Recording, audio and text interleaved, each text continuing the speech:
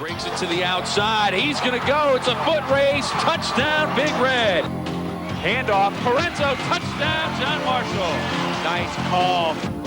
The Ohio Valley sports leader, WTOV9, presents the best in high school football. The OVAC WTOV9 High School Football Game of the Week. Good afternoon and welcome to Nelson Field in Bellaire, Ohio for today's Game of the Week on WTOV9. Matchup, the Martins Ferry Purple Riders and the Bellaire Big Reds. On the line, the Sparky Trophy for Coach. It's also on the line for Bellaire, a perfect season. Martins Ferry still trying to get into the playoffs. A lot on the table here as we get ready for the final game of the regular season, at least for the Game of the Week. Well, I'll tell you, Bill, this is really, two good football teams in a very, very big rivalry dating back to, the beginning of the century, really. And you don't have too many of those left around. And even though Ferry is coming in with 3 losses, they're still a very, very good football team. Bellaire, as you pointed out, going for the perfect 10-0 season and a playoff berth in the Ohio State playoff pictures, which begins next week. So we look for a very, very big ball game this afternoon here at Nelson Field. A lot on the table. We are ready to bring it to you. We'll have the opening kickoff and the lineups right after this.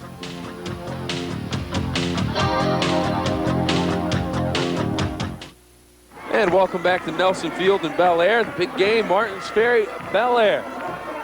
Two teams that have had a long tradition against each other, and George Kellis has been here for many of those battles. George, what do we expect today? Well, Billy, it's so different than it was last year. Last year, Ferry was a senior-laden team, and Bellaire was a team comprised of a lot of juniors. This year, it's Bellaire with the 22 seniors. And there's a misnomer. It is actually the 9th oldest rivalry in the state of Ohio, certainly one of the greatest ones. Well, what a different day this is, though. Last year when Martins Ferry beat Bellaire, it was 70 degrees, and we were in short sleeves on this weekend. Here we are today. I've got about 6 layers of clothing on. Hey, it's a rivalry. You never know what's going to happen. It's going to be fun. It is going to be a lot of fun, and we're getting ready for the opening kickoff. Coach coming in, Bellaire, 524 wins all time. Martins Ferry, 523, 2 of the winningest programs in Ohio history. John Magistro on the sideline looking for an unbeaten season. That would be the first ever for the Bellaire Big Reds. They have had an outstanding year, and they have done it under some adversity, Coach, with a lot of goings-on in Bellaire. They have really stuck together as a team and gotten the job done. And the Purple Riders, every time everyone wanted to count them out this year, they bounced back and they put themselves in position for a big win today to get themselves into the playoffs. Well, I tell you, Bill, I hope nobody fools himself into thinking this is going to be a blowout, because I'll tell you, Martins Ferry is a very, very talented team, and they certainly have the talent to win this football game. Well, here we go, ready for the kickoff. A little squibber. Delguzzo takes it at the 30-yard line, out across the 40 and out to about the 42-yard line. And that's where the Purple Riders will start, 1st and 10. Let's take a look at the offense for the Purple Riders. The skill position players, Jackson, Delguzzo, Brinker, Pettit, Lucas, and Namack. Up front doing the blocking, a good offensive line. Casper, Zinn, and Bolon, and a good offensive line up front. Jackson will pull the trigger. He's had a good year. Over 1,000 yards passing, 600 more rushing, and we've got some motion penalties, Coach. And we watched both teams warming up, Coach, and we mentioned that it looked a little bit anxious and a little jumpy, especially with Martins Ferry. They were having their motion penalty problems, and there's the penalty again. And that's not unusual. They start in a formation where they've got 2 receivers one side and 1 receiver the other side going in motion. And we have a little movement in the offensive line. So, they got to get settled down a little bit. I talked to Dave Bruni prior to the game, and he said, if they could keep away from penalties and putting the ball on the ground, he felt that they could more than capable of winning this football game. 1st and 15 after the penalty. Outside from Jackson, it goes incomplete. Intended receiver on the play, Ryan Lucas. It falls incomplete. It'll bring up 2nd down and 15. Lucas came into the game with 25 catches for 500 yards. They're coming to the twin side. It's a 3-step drop. He's trying to hit him on a short out pattern, trying to get it over that outside linebacker. Just a little bit too wide for him, but the inside receiver running an in route, the outside receiver running an out route. And just a real quick pass trying to pick up 7 or 8 yards and get half of what they need for the first down. Incomplete, 3rd and 15. I'm sorry, second and 15 after the penalty. Jackson back to pass again, looking to set up the screen till Delguzzo does, and it's going to lose yardage. Actually turned into a lateral, and all the way back to the 30-yard line. The Bellaire defense, they snuffed it, they saw it coming, and the defense does the job. Number 15, Chet Lekanudos is there on the hit. Here it is, a little bootleg action, and then trying to throw a screen back to the other side to Delguzzo. And you can see that there's an awful lot of black shirts right there. Number 15, number 10 also, number over there, Dusty Kinder, doing a good job and smelled that out all the way. Kinder, Seekers, Weber, and Myers up front. The linebackers, good ones, Taylor, Allen, Roth, and Mamie. And your defensive backs, that's a look at them. They'll have their hands full against a Martins Ferry offense that likes to pull the trigger. Jackson's going to tuck it and run, has some room to run. He will go across the original line of scrimmage out to about the 46-yard line, but it'll be short of the first down by a good 6 yards, Coach, and it looks like the Purple Riders will have to kick it away. I tell you, good coverage that time by the secondary of Bellaire. They had everybody covered. It's a straight drop back pass, and he's got plenty of time to throw, but he doesn't see anybody, finds a little opening, takes it up the middle, but is going to be very, very short of the first down. It's going to bring up 4th and about 8. And it's going to force Big Red Martins Ferry into a punting situation.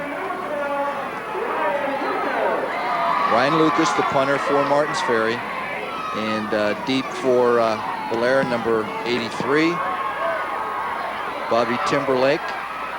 Timberlake goes down, and he will be down at the 23-yard line where a knee touchdown, and that's where Bellaire will have their first crack at it offensively. Let's take a look at the Bellaire offense. An outstanding group.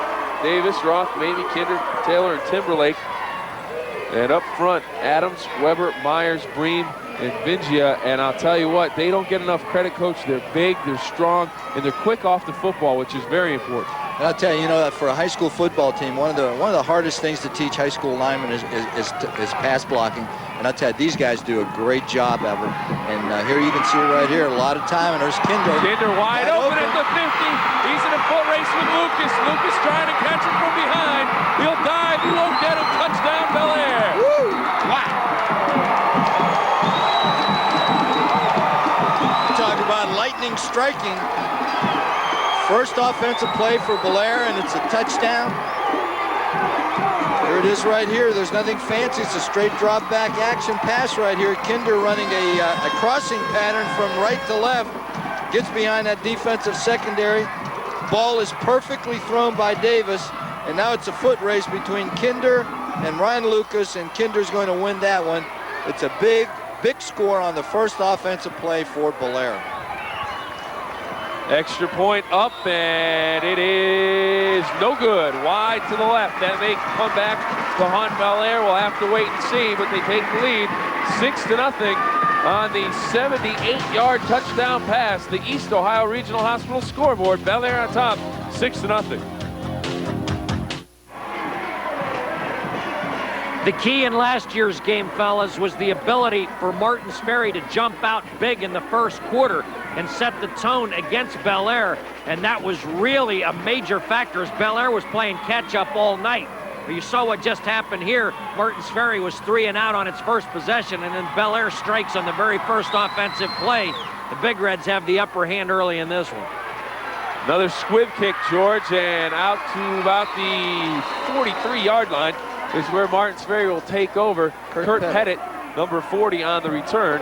And Martins Ferry, again, Coach, with good field position. First time they had the ball, however, they had the motion penalty on first down, and that really set them back a little bit. And then the screen pass that was snuffed out by the Bellaire defense. So they had good field position, didn't do much with it. They got another good field position situation here on their second drive. 1st and 10 from the 43-yard line for the Purple Riders. Jackson on the option. He's going to pitch, swing it outside, and about 7 yards on the carry. That's number 33. We don't have a 33 on our program, but I think it's Chad Brinker, tailback on that. This is the play they tried to run the first play of their first possession, Bill. It's a down-the-line option by Jackson. He reads it very well, makes the pitch, gets a nice block from his fullback out there, and is able to cut it up inside for a gain of about 7 or 8, so it's going to bring up 2nd and about 2. Jackson keeps you honest on that corner. Great speed. 2nd and 3. Jackson rolls far side, looks downfield, and it is picked off. Picked off and returned to the 45-yard line. Number 15, Lekanudos, dropped down and got underneath that out pattern that Martins Ferry was trying to complete on this rollout right here. Gets a good block from Cory Delguzzo on the defensive end, has plenty of time to throw. But there you can see he's running to his left, trying to throw with his right hand, just doesn't get enough on it. And Lekanudos is right there in perfect position to make the interception, dropping off from his outside linebacker position. Gary Jackson was the intended receiver, but it goes the other way. And now Davis back to work. Plenty of time, now getting some pressure, tries to get away from it, and he won't. Pulled down from behind, number 35, Gary Nixon comes in and gets the first sack for a sack for the Kroger Food and Drug Company as he gets Davis by the shoelaces and takes him down. And there it is, each sack recorded today. $50 will be donated to the Salvation Army from the Kroger Food and Drug Company. Tell you, this play just took too long to develop, Bill. He's looking for Kinder running the same pattern as earlier, but just runs out of time.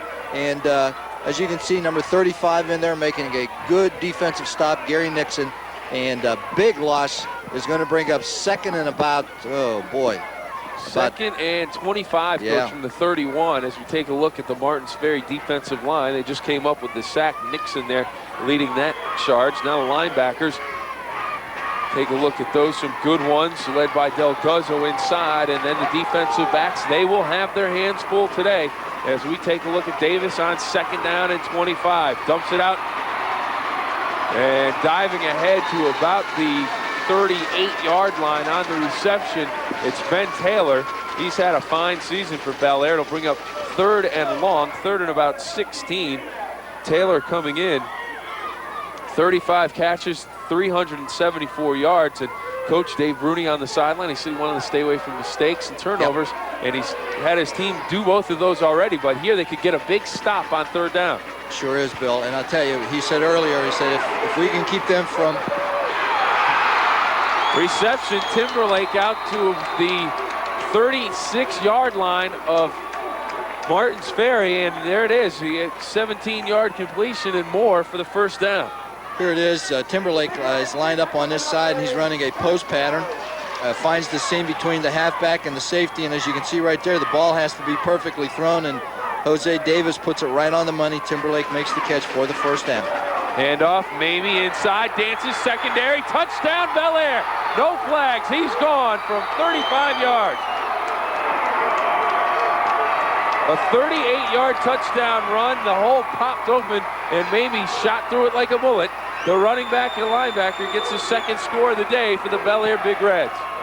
It's a trap inside, Bill, and you're going to see the left guard pull and trap to his right, and Mamie's going to just tuck it inside. Once he gets by the linebackers, all of those defensive backs are worried about the pass receivers, and Mamie's able to take it the distance for the score, making it 12-0, and Bellaire's going to go for 2.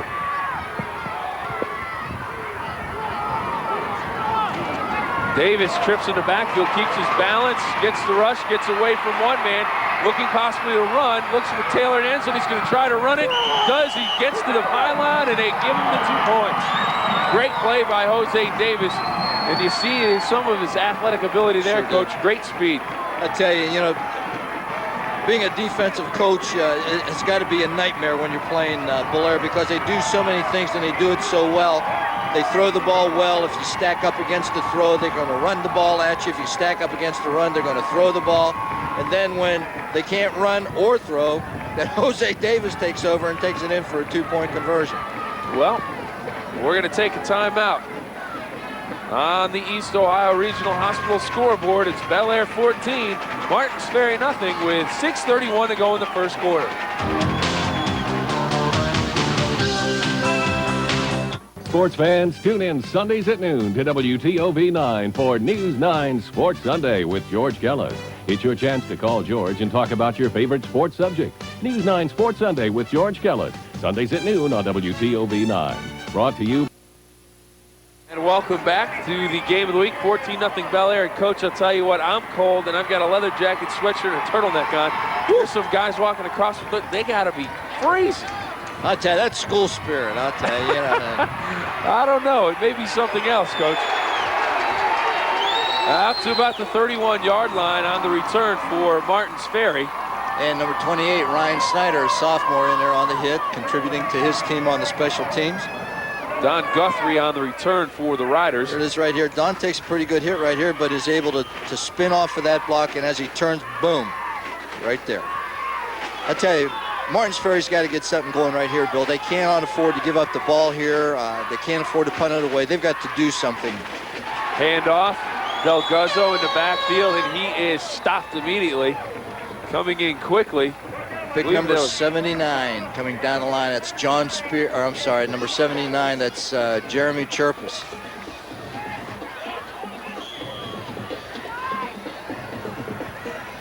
He's coming off that defensive end, doing a real hard angle down to the inside, and right there for the hit, defensive right end. It's usually a position that is played by Kinder, but they're giving him a little blow on the sideline, getting some of these other people in. And, depth is going to be a big factor this afternoon too, between these two teams. Jackson a pass again, looks across the middle, and it's incomplete as a number of Big Reds converged and made the hit immediately on Pettit. He couldn't hang on. It falls incomplete. It'll bring up 3rd and 9. Kurt Pettit trying to curl up over the middle, trying to find an open area in that zone defense. He does find it, and right here, Jackson, you can see, has plenty of time to throw. Ball is thrown, but Pettit just can't handle it. And pretty good coverage by that Bellaire secondary. Number 2, Ben Taylor back there. Also number 5, Ty Massiarelli. And also number 3, Derek Sokol. 3rd and 9 from 34. Jackson to pass again. Downfield again and again, incomplete off of the hands of Lucas, the intended receiver. It goes incomplete, and they will send the kicking unit on, I believe, coach with the ball at their own 34. I'll tell you, he had 4 defenders around him, just nowhere to get the ball in there, and the ball goes incomplete, so it's going to be 3 and out. Jackson rolling out, trying to get away from the rush. Has plenty of time to throw, and look at all the defenders right here around the football, Bill. And Lucas gets a hand on it, but it's very, very difficult to handle, and ball goes incomplete, so Lucas will be forced to punt from inside his own 35-yard line. Matarowski and Marling back deep to return. Nice high kick. Marling comes up, calls for the fair catch, and makes it at the 37-yard line. And that's where Bellaire will take over, 1st and 10. And so far, they've had the ball twice, and they've scored twice, Coach. Big plays. First play, a 78-yard touchdown pass on the first play from scrimmage, Dusty Kinder from Jose Davis. And after a 3rd and 17, a 38-yard touchdown run by Rich Mamie, the linebacker.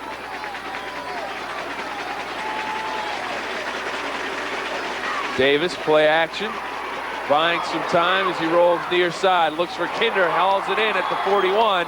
The completion, he wants the flag as well, won't get it. He'll get the first down, however, out to the Martins Ferry 31-yard line.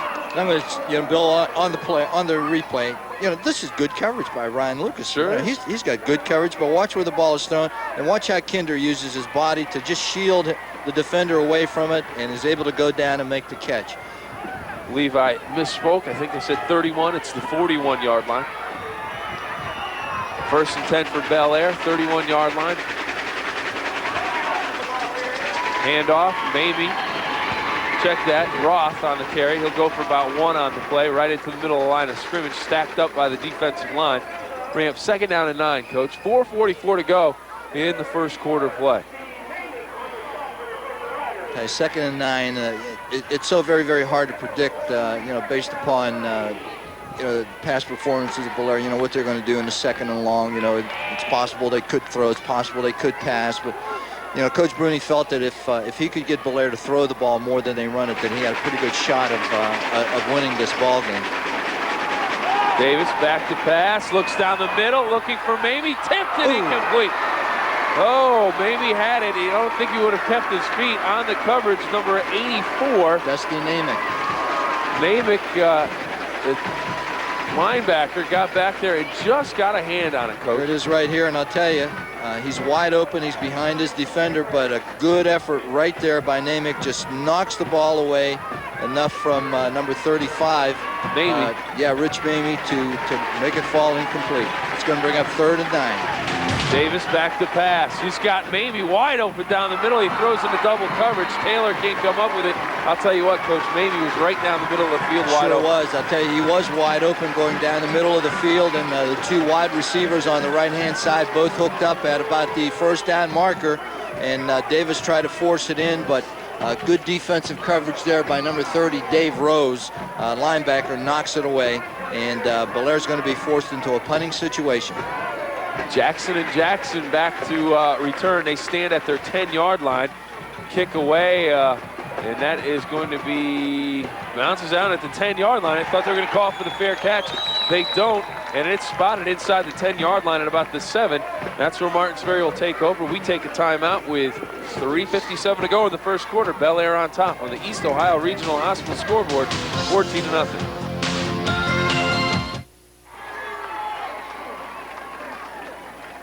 Ball on the 7-yard line for the Purple Riders. Hand off, out across the 10 after a 3-yard gain. Delguzzo, number 36. And he will set Martins Ferry up with a 2nd down and about 7, Coach. We haven't seen Martins Ferry yet in their I formation. They've been in split backs and running some option, and that time trying to run a little misdirection, a little scissors play with the 2 backs from set from their split backs positions, and a gain of about 4 for Delguzzo, so it's 2nd and 6. Jackson, handoff, Delguzzo again, legs turning, 1st down, out to about the 25-yard line. Nice run by Cory Delguzzo. And I tell you, they get it away from their end zone. That's the most important thing. It gives them a little bit more room to run their offense. They started at the 6. There's a straight dive play over the right side out of those split backs, and Delguzzo, a very, very hard back to bring down because he's so short in stature and stockily built, and runs with a lot of power, and was able to bring the ball up to about the 25 for a 1st down, and that's Martins Ferry's first down of the game. Fake the pitch, handoff. Number 33, we believe that's Brinker, no 33 on our roster, and he wears number 32, so we'll go with Brinker at 33.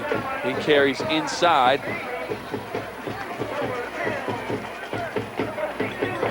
Gain of about 3, 2nd down and 7 at the 29-yard line. It's real hard to determine the yard marker right away because it's not real darkly marked, and it's just very, very difficult to pick up exactly where the ball is. So right now they're on about the 29-yard line. It's going to be 2nd and about 7. Well, this field's been chewed up a little bit this Sure year. has. They've played Saturday afternoon games here, and we've had some rain on Saturday afternoons, and it's chewed up the field. Jackson rolling out. He's going to tuck it and run. Short gain. Across the 30. Across the 30 to about the 32.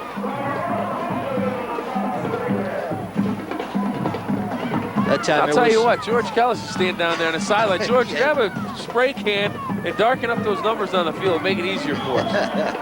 I understand what you're going through, fellas, because one of the most difficult jobs for a play-by-play and a color analyst is to see where the football is, and I empathize with you, but you guys do a hell of a job. Thanks, George. Jackson a pass, quick to the outside. Brinker spins, 1st down, still on his feet. And he's out across the 40-yard line down to about the 44. And I'll tell you, this is what Dave Bruni wanted to do from the beginning of the ball game, Bill. Get the ball, hold on to it for long periods of time, keep it away from that high-powered offense of Bellaire. And here it is, just a real quick sprint out, back coming out of the backfield, beats the corner linebacker.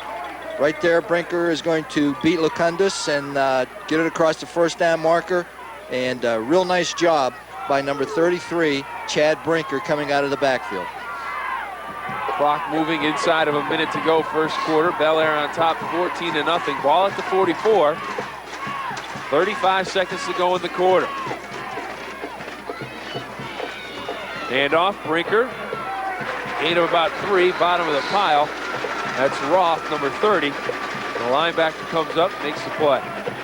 Trap inside. If we see it on the replay, we'll see the left guard for Martins Ferry pulling to his right. There he is, number 72, pulling, getting a nice little trap block right here. Good backside block by the center. It's good for about 4 yards, and that's what Coach Bruni would like to have on first down, at least 4 yards. It's going to bring up 2nd and 6 at the end of the first quarter. And we will do that 2nd down and 6 after we take the timeout on the East Ohio Regional Hospital scoreboard. Bellaire 14-0 over Martins Ferry, but the Purple Riders driving as we speak. And welcome back to Nelson Field, the WTOV 9 high school football game of the week. Coach, a look across the field at the Bellaire cheerleaders, and I'll tell you what, they work hard all season. All the cheerleaders around the valley work hard, and they all do a great job. And Bellaire has some outstanding cheerleaders, so does Martins Ferry.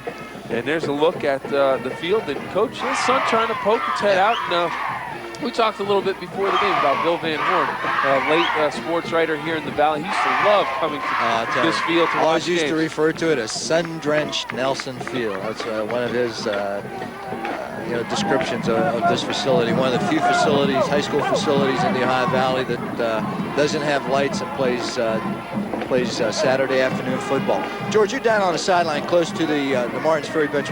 What's a feeling down there, being that they've dropped behind 14-0 here early in the ball game? Well, quite naturally, Coach, they're a little bit on the somber side right now, and they realize a sense of urgency. There's a lot at stake here. I mean, this team is playing for its first playoff berth in history, and they got to get something humming here. Well, on 2nd down, George, they don't get anything humming. They get a loss of about a half a yard. Jackson down the line. Taylor came up quickly, Grant Allen, and made the stop for the loss. He'll bring up 3rd down. Trying to run a little belly action here on an option. Here it is right here. That's a keep all the way. There is no trail back, and that's a design play for Jackson. And you can see right here number 12 and number 2 doing a great job. It's Ben Taylor and Grant Allen doing a good job on the perimeter. And it's going to bring up 3rd and about 5. Well, they got it on the board. I have the advantage of being able to peek around the corner. Well, I'm looking at the downs marker over there, so you could be right, Bill. Jackson back to pass. He won't get it off. Mamie will record the sack, and a big loss. Mamie coming on a blitz, and nobody picked him up, and he got there very, very quickly. We'll see it on a replay. And Rich Mamie, really a very, very good linebacker for Bellaire. Here he comes off the corner, and is right there in Nate Jackson's face, drops him for a big loss. It's going to bring up 4th and 12. Our 2nd sack for a sack. Kroger Food and Drug, that's number 2. Both teams have recorded 1 sack as Lucas gets ready to punt. He'll stand back at about his 27-yard line. High snap, climbs the ladder, pulls it down. End over end kick, but a strong one. Bounces away. I don't know if Bellaire touched it. Picked up and on his way down inside the 10-yard line. The ball will be spotted down back at about the 20-yard line. They're going to talk about it with the officials, and we'll find out who has the football. Don Guthrie picked up the loose ball for Martins Ferry. We'll have to wait and see. This will be an interesting call because somebody's going to have to okay. I didn't know whether that official was going to rule that the boy from Ferry touched the ball or not. Tim Marling from Bellaire right here, number 20, comes up the field. And I don't know, it looked like, I don't know if it hit his hands, but it may have gone off the leg as it bounces away. Well, they ruled that it touched him, and right there you can see the Ferry is on the ball, and the rule is that you cannot advance a fumbled punt. So wherever you recover, that's where you get possession of the ball. And Ferry has it right now on about Bellaire's 22-yard line. Well, they had some fireworks a year ago. 14-0 now. Martins Ferry looking to get on the board. Pitch, Delguzzo. Bounces it to the outside. Stacked up after a pretty good gain. Looks like a gain of about 6, Coach. 2nd down and 4. Good pursuit from Bellaire. Quick flip, and it looks like here's the tail end of that punt, and right here you can see that it's hard to tell. You know, maybe he touched it, maybe he didn't. We really can't tell from any angle that we had a replay, but the official ruled that he did touch it, and Ferry gets possession of the ball. I think basically what Ferry's starting to do as the game develops is that if they're going to run inside, it's going to be with a trap. If they're going to run outside, it's going to be the option or some type of a pitch or misdirection. There's the dive play.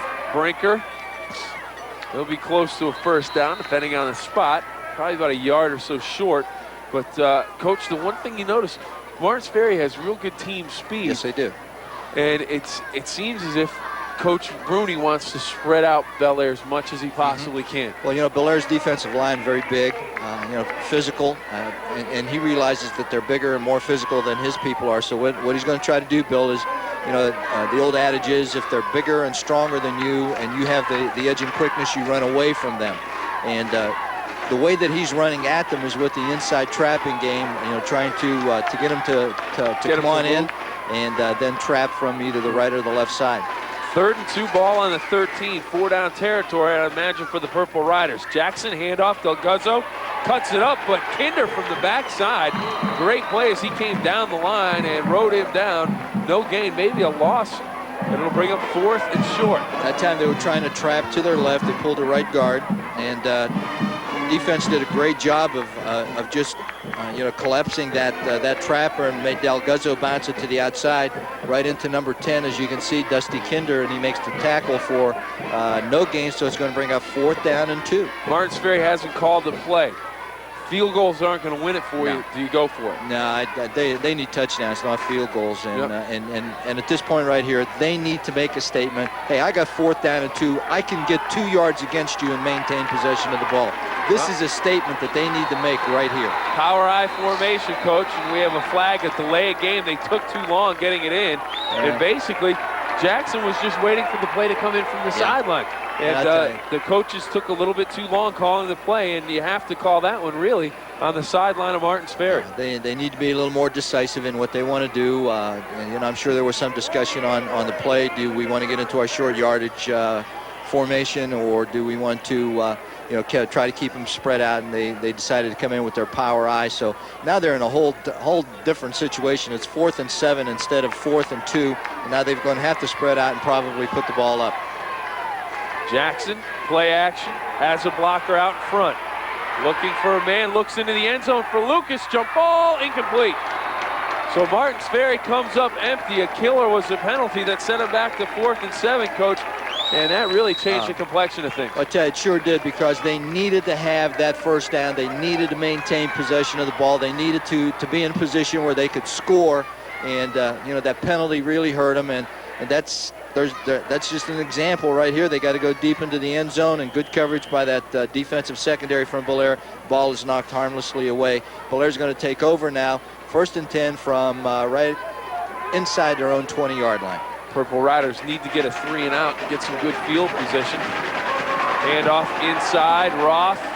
He'll have about an 8-yard pickup, close to another first down. It'll be maybe a little bit short. Chain gang was ready to move. Officials are going to call single back down. offense that time, Bill. They had trips to one side, and they just handed it to Roth over the right side, and found a crack and was able to pick up 9. So it's going to bring up 2nd and 1. And this is a good play action downs, and we'll see if Bellaire does play action pass here. Linebacker Rose on tackle on first down, and he gets the tackle on 2nd down, but he doesn't stop Roth before he gets the first down. Pickup of about 5 on the play. Dave Rose, number 30, the inside linebacker from Martins Ferry, is there on the hit, but not until after Roth picks up a first down. And again, a single back offense. Hey, George, I have a question for you before we send it down to you. Davis looks like he has some type of cast or bandage on his pinky. Can you tell us what that's about, and what else do you have for us? Well, as far as I know, there's nothing wrong with him, but I'll find out. I think it's some kind of a glove or something to grip the football with. But what you're seeing on this drive right here by Bellaire was Dave Bruni's biggest concern. He felt coming into this game as though they would do as good a job as anybody in defending Bellaire's passing game. That did not seem to be a big concern to him. He was concerned that if Bellaire committed to the run and lined up behind that very aggressive offensive line of theirs and got this into a meat grinder type thing, that was really what he did not want to have to deal with. Bellaire has gone to the running attack right here.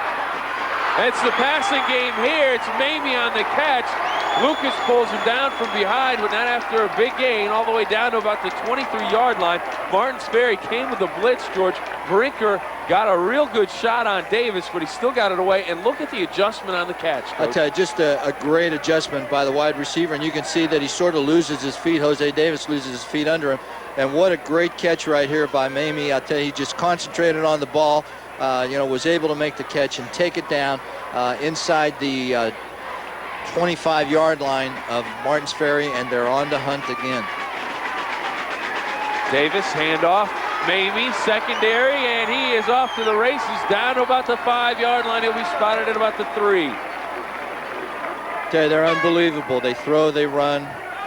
They can do just about anything they set their minds to. And I tell you, the Bellaire offensive staff doing a good job here of mixing up the run and the pass. There you can see what a gaping hole there is in the middle. There isn't anything fancy. They don't run a whole lot of sophisticated plays with their running game, but what they do is they run it very effectively. And off, Mamie dives for the goal line, gets it, touchdown, Bellaire.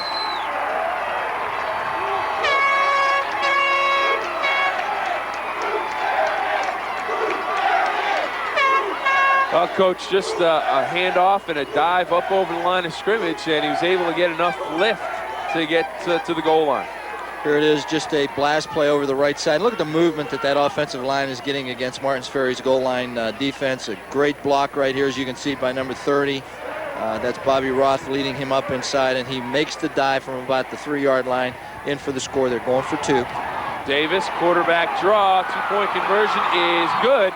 So Bellaire goes up with 5:24 to go in the second quarter of play, 22-0. It's a quarterback draw. Takes 3 steps back, and look at number 30. Coming up inside, gets a great block, and Davis just takes it in for the 2-point conversion.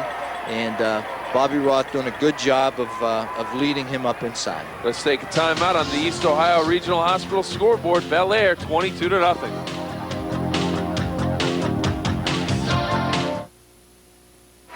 Well, we're back at Nelson Field in Bellaire. Bellaire on top 22-0. George, I have a question for you. One of the guys you hear a lot about, defensively anyways, is Mamie, the all-time leading tackler in school history here at Bellaire, even over Lance Mell, the all-pro New York Jet. But on that drive, he really showed you what kind of athlete he is. Not a real big kid, but I'll tell you what, number 35, Mamie, the captain, 6 foot, 182 pounds. Somebody's got to look at this kid to play at the next level. Rich Mamie, Bill, is a football player. And when I say that, I mean, you can throw out the measuring sticks and all those things. Those kinds come along periodically. Billy West was a football player. Rich Mamie is a football player. Sometimes we get preoccupied with measuring guys with a yardstick or with the stopwatch in a 40-yard dash. Forget all that. This guy makes plays out on the football field. And really, that's been one of the big keys for Bellaire all year. They have guys, including Rich Mamie, who just make plays. They make things happen out there. And all of those tackles he makes are as a result of his athletic ability and his instincts and his desire to get to the football. Exactly it. You take a look at him wiping off over on the far side. Coach, some real good quicks with that kid, good speed. And as George said, you get that heart beating in there, and that determines a lot in how players play. Well, I tell you, it really does. And Rich Mamie, certainly fills all of those qualifications that George was talking about. He's an excellent football player, but when you say an excellent football player, you have to analyze what is it that makes an excellent football player, and George pointed them all out very, very eloquently. Short kickoff. It'll go out of bounds and flag down. Okay, that's the second time that number 33 for Bellaire, their kicker, P.J. Bomer, has kicked the ball out of bounds. First time Bellaire decided that they were going to take the 5-yard penalty instead of taking it on the 35. This time it looks like they're going to take the 5-yard penalty again because the ball was kicked out of bounds once again, and that's an illegal procedure penalty. So he's going to be kicking it off this time from the 30, and it should give Bellaire really great field position. We'll take a look at the crowd. Everyone bundled up. A cold day, and but a great day for football. Big game, rivalry game. Everyone's here, and they have packed Nelson Field on both sides. And of course, coming up at halftime, Coach will have the Battle of the Bands for you. And right now already 2 sacks for a sack. And of course the players of the game a little bit later on. So a lot yet to come in a big game. 22-0 Bellaire on top, and Martins Ferry trying to get back in it. Kickoff comes down. Delguzzo lets it bounce. Jackson takes it at the 30-yard line. He's out across the 40 to about the 44. That's where Martins Ferry will take over 1st and 10.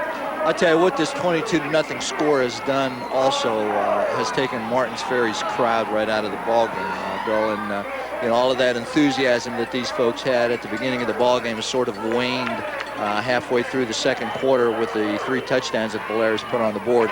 So you know, it'll be interesting to see if Martins Ferry can do something to get their crowd back into the game. 5:09 to go, 1st half of play. Jackson rolls, looking to pass. Downfield, Lucas wide open. He hauls it in at the 38-yard line for a 1st down. Nice pass from Jackson. I tell you, it certainly was. He was rolling to his right and was able to get his shoulder squared up to the line of scrimmage and delivered a strike right to Ryan Lucas, who was running a deep out pattern. Here it is right here, just to roll out. And you can see just he's got his shoulder squared up, delivers the ball right on the money for a 1st down inside the 40-yard line of Bellaire. One thing I think that Coach Bruni didn't want to get into was a game where he was going to have to throw the ball an awful lot. Also, you know, he likes to depend on his running game and to try to keep the ball away from Bellaire. That's what he wanted to do, take a lot of time off the clock. Jackson rolls near side this time. Looks to the outside, has a man, nice move.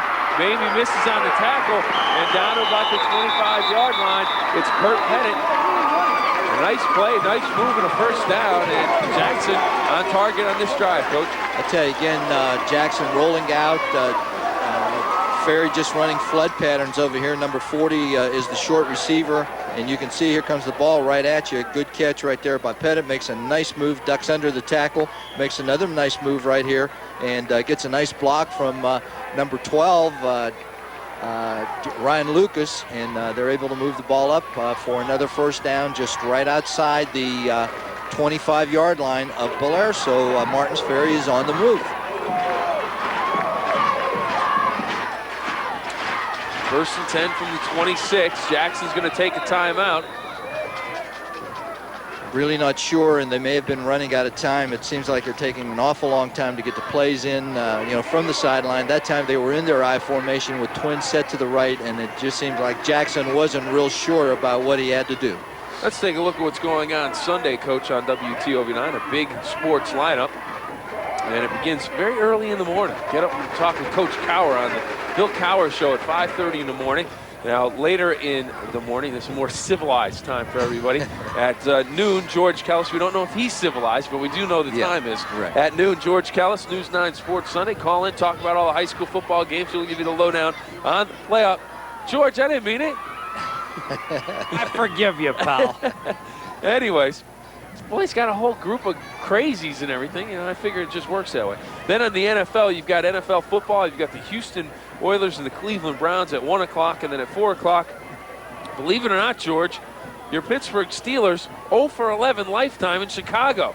They try to break that streak tomorrow at 4 on WTOV9. That goes back to 1936. They're 0-11 against the Bears at Soldier Field. I don't know if... that goes back to when they played at Wrigley. Yeah, and not too many of the guys playing on this team remember that game in 36. No, they're going to have their hands full. The Bears have gotten off to a good start. We'll have that for you here. Team that's gotten off to a good start and continues to have a good start each week is John Magistro's Bellaire Big Reds. Coach, first ever 10-0 season in sight with a 22-0 lead here in the 1st half. Long way to go, but they are off to a good start nonetheless. 1st and 10 from the 26 for the Purple Riders. A couple 1st downs through the air from Jackson to his receivers. Jackson will look to throw it again. Pressure from Mamie. Mamie's going to get there, and that's that desire and heart we talked about, George, making the play, and it's another big play from Mamie defensively, and it's a sack. I tell you, watch Cory Delguzzo on this, fullback from Martins Ferry. Number 36 does a great, or number 38 right here, does a great job on the defensive end from Bellaire, but right there, the great athletic ability of Rich Mamie, number 35, coming from his inside linebacker position. Takes Jackson down for a loss of about 2. Will bring up 2nd and 12. Well, Dean Marini down in the truck directing the game. Sherry Hansen, the producer for today's game. And Sherry, I want you to mark down another sack for a sack. That's number 3 for the Salvation Army. We'll give you the total for that at the end of the game. Right now, 2nd and 11. Reverse, here comes Brinker, has a couple blockers, but Mamie comes up with it again. Someone's got to block him. They must put it on the chalkboard, Coach, each week, but somehow he manages to avoid the blocks. I'll tell you, good job right here by number 15 for the Big Reds. That's Clint Lekanudos. He's just a sophomore outside linebacker, but he does a good job of maintaining contain on the ball right here. He doesn't get sucked to the inside, forces that play back to the inside where Mamie can catch it from the inside out, showing great athletic ability and really good speed of running to the football. There he is, number 35. Well, someone that was banged up on the play, the ball carrier, Brinker, goes off the sideline. He's a little dinged up after the play. 3rd and about 11. Guthrie in motion. Jackson's going to roll that way. Steps up, has some running room, but all kinds of Bellaire people stepping in front. Flag down, intercepted, and another flag down. We're going to have to wait and see exactly what transpires here, but the interception by Bellaire down around the 10-yard line, but will it come back? Cross the line of scrimmage. It's a penalty against the Purple Riders. It's an illegal forward pass. Jackson delivered the ball after he had crossed the line of scrimmage, but didn't make any difference because number 5, Ty Maciarelli from Bellaire was there for the interception. Here it is right here, and he is clearly past the line of scrimmage. About 3 yards. Yeah, and Maciarelli steps right in front of the intended receiver, makes the interception. So Bellaire has possession of the ball right outside their own 15-yard line, 1st and 10. 2:55. And Coach, I'll tell you what, every time I lean up here and look out our window, I look across and I can see one of the concession stands. And every time I look across and it gets closer to halftime, it seems like more and more people are going over to that concession stand. I think they're having a run on hot chocolate today. Hot chocolate, hot coffee, I'm sure. Hot dogs, too. Coach, you wanna get on your horse and head over there now? We got a couple minutes. I need a horse to get over there, I'll tell you that. All right, I'll tell you what, whoever's making money off the hot chocolate today is going to make a bundle. Let's see if Bellaire goes airborne here, try to get a score before the half again, and they're in their normal pro formation and running inside. Mamie into the secondary again, and he was just a couple of steps away from breaking it. I tell you, number 40, Kurt Pettit, got a hold of his shirt and was able to drag him down. Had he run through that tackle, Mamie would have been off to the races. Here it is right here, the inside trap again coming to Mamie. He's coming from the left, getting a trap over the right side, and is able to cut behind that. And right here you can see, whoom, almost.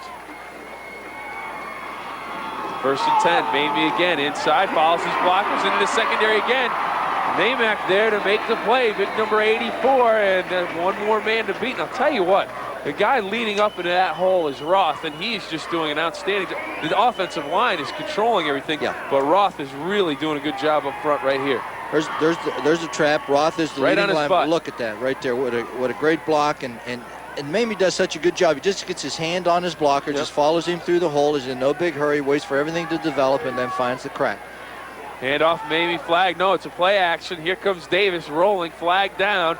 Pass goes incomplete. Another flag goes down. Couple more. Now they're throwing beanbags. They're throwing everything out. My God, there's 4 flags, 5 flags out there. I thought he was going to take his underwear off and throw that out there. He had his handkerchief and threw a beanbag, all kinds of stuff. I didn't know he had that much stuff in his pockets. There's 1, 2, 3, 4 flags right here and one downfield. I'll tell you, someone did. Oh man, he was upset with illegal somebody. Procedure, illegal forward pass, offensive pass interference. Defensive pass interference. I think he even ordered a hot chocolate on the play. I'm not sure. Let's take a look at that one again. All right, here it is. It's going to be the fake off of the trap right here. There you can see the fake to Mamie, sort of for trying to freeze those linebackers. Even fooled our cameraman. There's one flag went down. Now there's Davis. That's a procedure. Ooh, that's close. And there's the pass interference. We had another flag up there. Yeah, that's the pass interference down there, Bill. Yeah, no, but they threw 4 back into one spot. I'll tell you what. I think basically what happens here is that all these penalties are going to offset each other, and it should be 1st down again. So it's going to be 1st and 10, I think. now he's going to call the officials. He's calling all the guys. Well, I'll tell you what, in one quick play, they got their money's worth for a year on those handkerchiefs. Unbelievable. George, have you ever seen so many flags fly on one play from one person? No, and I thought for a minute there they were going to arrest somebody for littering. I'll tell you what, 1:39 to go. 1st and 10 from the 47. At least that's what's on the board. That may change. Okay, here we go. They're waving it off now. Okay, now they're saying no pass interference. So then that should probably be a penalty. It would, Martins Ferry would take the better of the 2 penalties called against Bellaire, I would imagine. Right. Okay, we're going to see. He's going to make it right here. Okay, he's illegal forward pass against Bellaire. Loss of down. 5-yard penalty, loss of down. So it'll be 2nd and 15. I think the reason maybe the play or the ball wasn't catchable at all, and it was that's nowhere possible. near the receiver. So I think that's why they took that penalty away. Well, also with the infraction against the offense occurring before the ball was thrown, that would wipe off the defensive penalty anyway. Yep. Davis back to pass. Looks downfield, and he has a man, but Guthrie able to put a hand up and knock the ball away. But I also think he may have pushed off against Timberlake, number 83. It looks like Timberlake took a little shove in the back from Guthrie. Well, I tell you, he was open and just couldn't get the ball to him. And more importantly, back here, we have Jose Davis down. Let's take a look at what happens. Davis lets go of the ball. Davis takes a shot from Delguzzo. He just got his feet tripped up. Guthrie with a nice play. That's a very, very good play by number 24, Guthrie. 24, Don Guthrie. Got a hand on the ball and knocked it away. I thought he had maybe had his hand on the back of Timberlake, but he didn't. It just looks like he had gotten his feet tangled up. Davis went down. It looked like Delguzzo gave him a pretty good shot, Coach. Yeah, and it was a clean one, too. There wasn't anything dirty about that. It was a good, clean, hard tackle. Looks like he has his pinky taped, doesn't he? Yeah, it does. George, any word on that? Check on it. Okay. I'm just curious because I don't know if he has an injury. It just looks like it's taped up or bandaged. I'm not sure.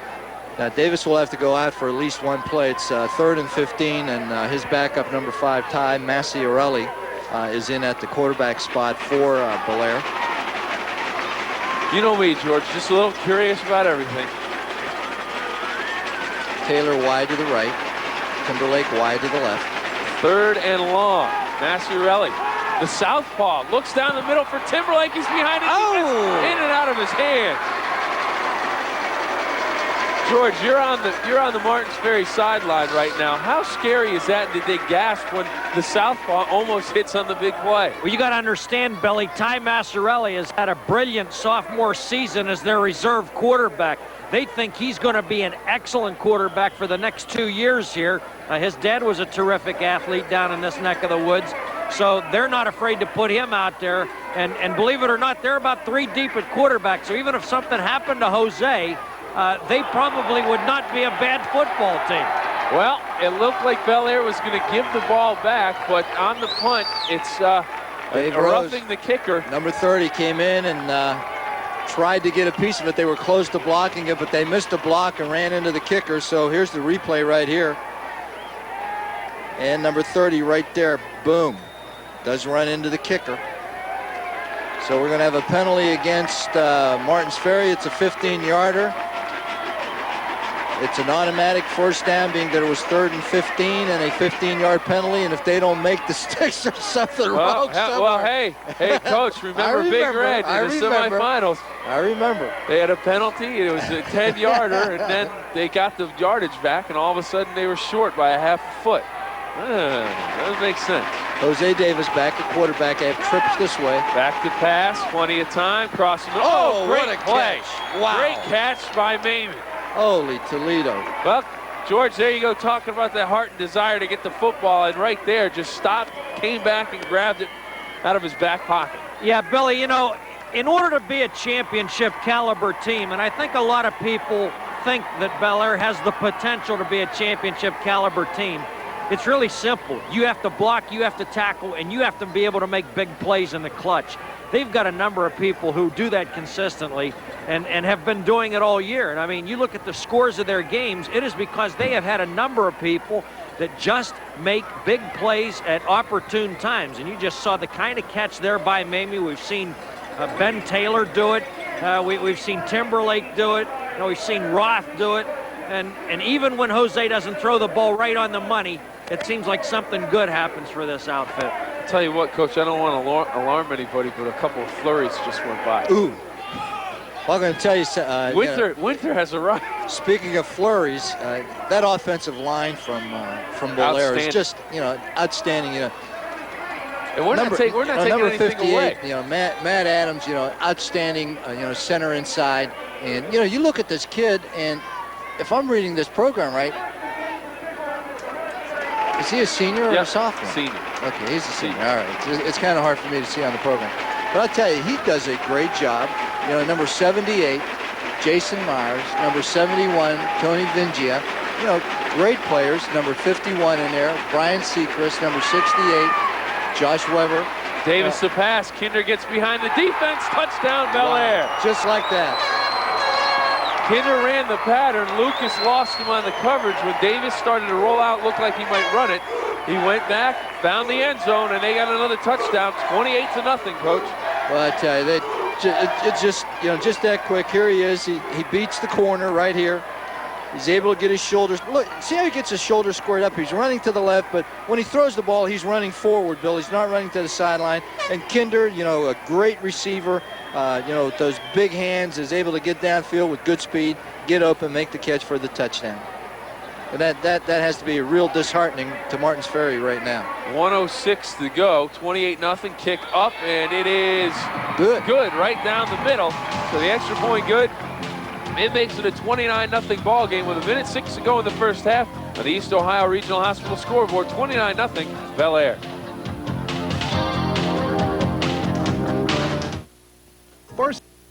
WTOV9 and Fox Run Hospital recognize outstanding students at Bellaire High School. This week we salute Angie Blonde, marching band and varsity track; Amy Magistro, varsity basketball captain and student council; Benny Taylor, varsity football and French club; Zach Bonenberger, Odyssey of the Mind and class officer; Bob Roth, secretary of student council and varsity football captain. WTOV9 and Fox Run Hospital salute all the students at Bellaire High School.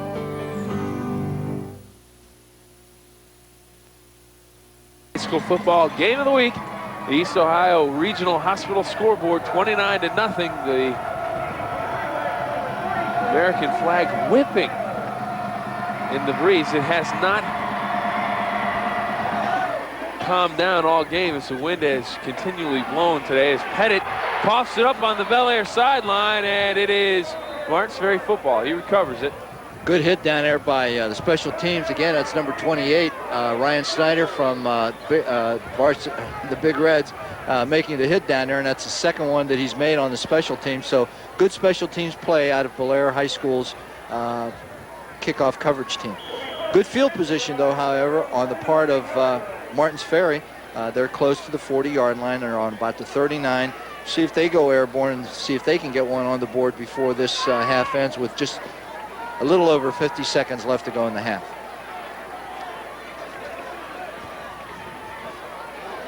Reverse Lucas, he'll look to throw. Across the middle, incomplete. I think they were trying to do the old quarterback throwback play, and so they weren't buying. Mamie was there along with Lekunda with some coverage. And right now we go down to the sideline with George Kellis. George? I'm going to get a barroom argument started with all of the Bellaire fans. This team seems hell-bent on completing the first 10-0 season in the history of the school, and they're up 28-0 right now. I'm going to step up and say that this is the best team easily in Bellaire's illustrious football history. I'm going to say that not just because they look like they're headed for 10-0, because of who they went 10-0 against. This team would be in the Division I playoffs with the computer points that they've piled up against outstanding competitors, and they have destroyed everybody they have played. It has been an unbelievable magic carpet ride for Bellaire fans this year.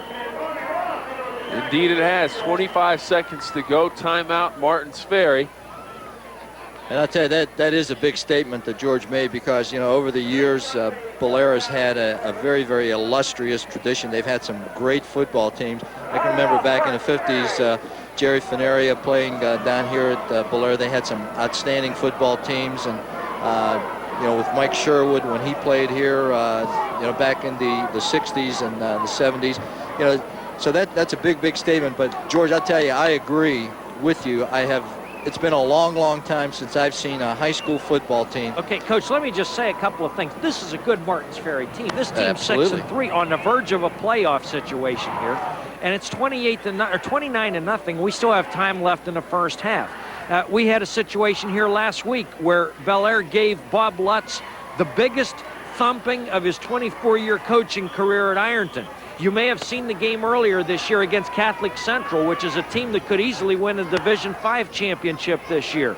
And on and on. St. Clairsville, which went down to the wire for a playoff spot, and Bellaire was able to handle them 35 or 36 George, to nothing. the one difference with the St. Clairsville game, I was a lot warmer. A lot warmer, yeah. And I mean, it's time that we have to really give this team its due, but they still have a lot of work left to do in the postseason in order to fulfill a legacy I think they've set for themselves this year. You know, we talk about the talent, you know, that's on this team, but, you know, you have to give John Magistro and his staff a whole heck of a lot of credit because they have taken this group of kids and they have created an offense using the abilities of all of these kids to the maximum. You know, not only are they a good team, but they are a very, very good coach team. And yes, they do have a lot of ability, but, you know, you could have taken this team with the ability that they have and put them into a straight T offense and try to do something like that, or use Jose Davis as an option quarterback.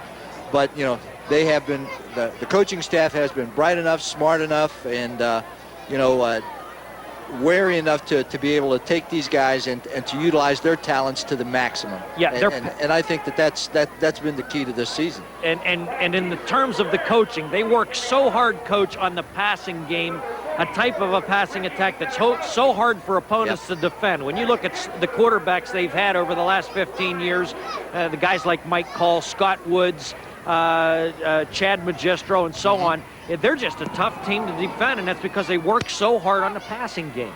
Kick away and taken at the 35-yard line, and that's where it'll be spotted for Bellaire with 9 seconds to go in the first half of play. And Bellaire quickly out onto the field offensively as they look to set things up. 29-0. Bellaire on top as we head towards halftime. 9 seconds to go. And we'll have the battle of the bands coming up. Both bands at halftime will be playing. And they wind the clock. Davis back to pass. Looks downfield for Timberlake. Timberlake hauls it in. Was he inbounds? They say yes. Yes, he was. Inbounds at the 40-yard line of Martins Ferry, but there's triple zeros on the scoreboard. So that's the way the first half will end, with Bellaire on top of Martins Ferry by a score of 29-0 on the Ohio Valley, or East Ohio Regional Hospital scoreboard. 29-0. George Kellis down on the field, trying to grab someone to interview as we get ready for the Martins Ferry marching band to come out on the field. Looks like George is headed towards John Magistro, the Bellaire head coach, and we'll see if George can latch onto him as Martins Ferry gets ready to take the field. And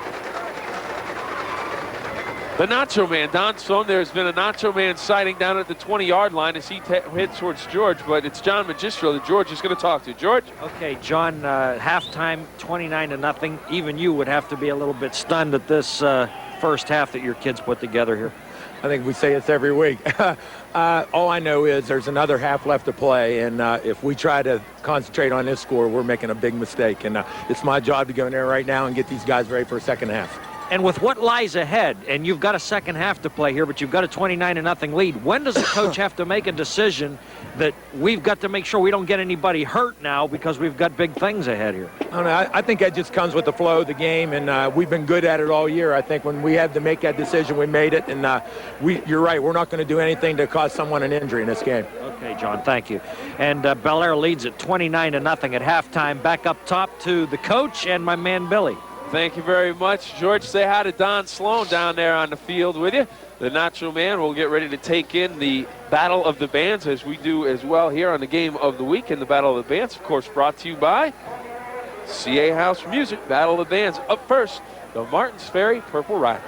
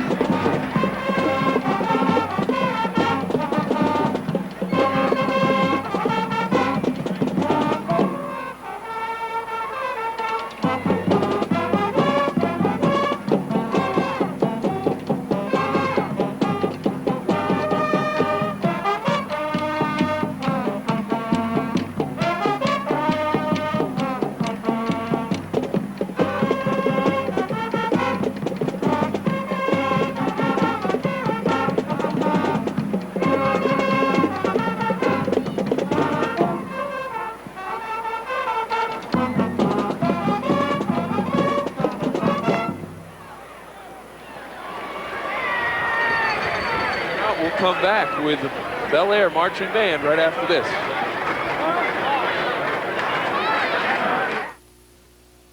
Welcome back to the WTOV9 High School Football Game of the Week. On the East Ohio Regional Hospital scoreboard, it's Bellaire 29, Martins Ferry nothing. CA House Music Battle of the Bands, and Martins Ferry was up first. Now it's time for the Bellaire Big Reds Marching Band.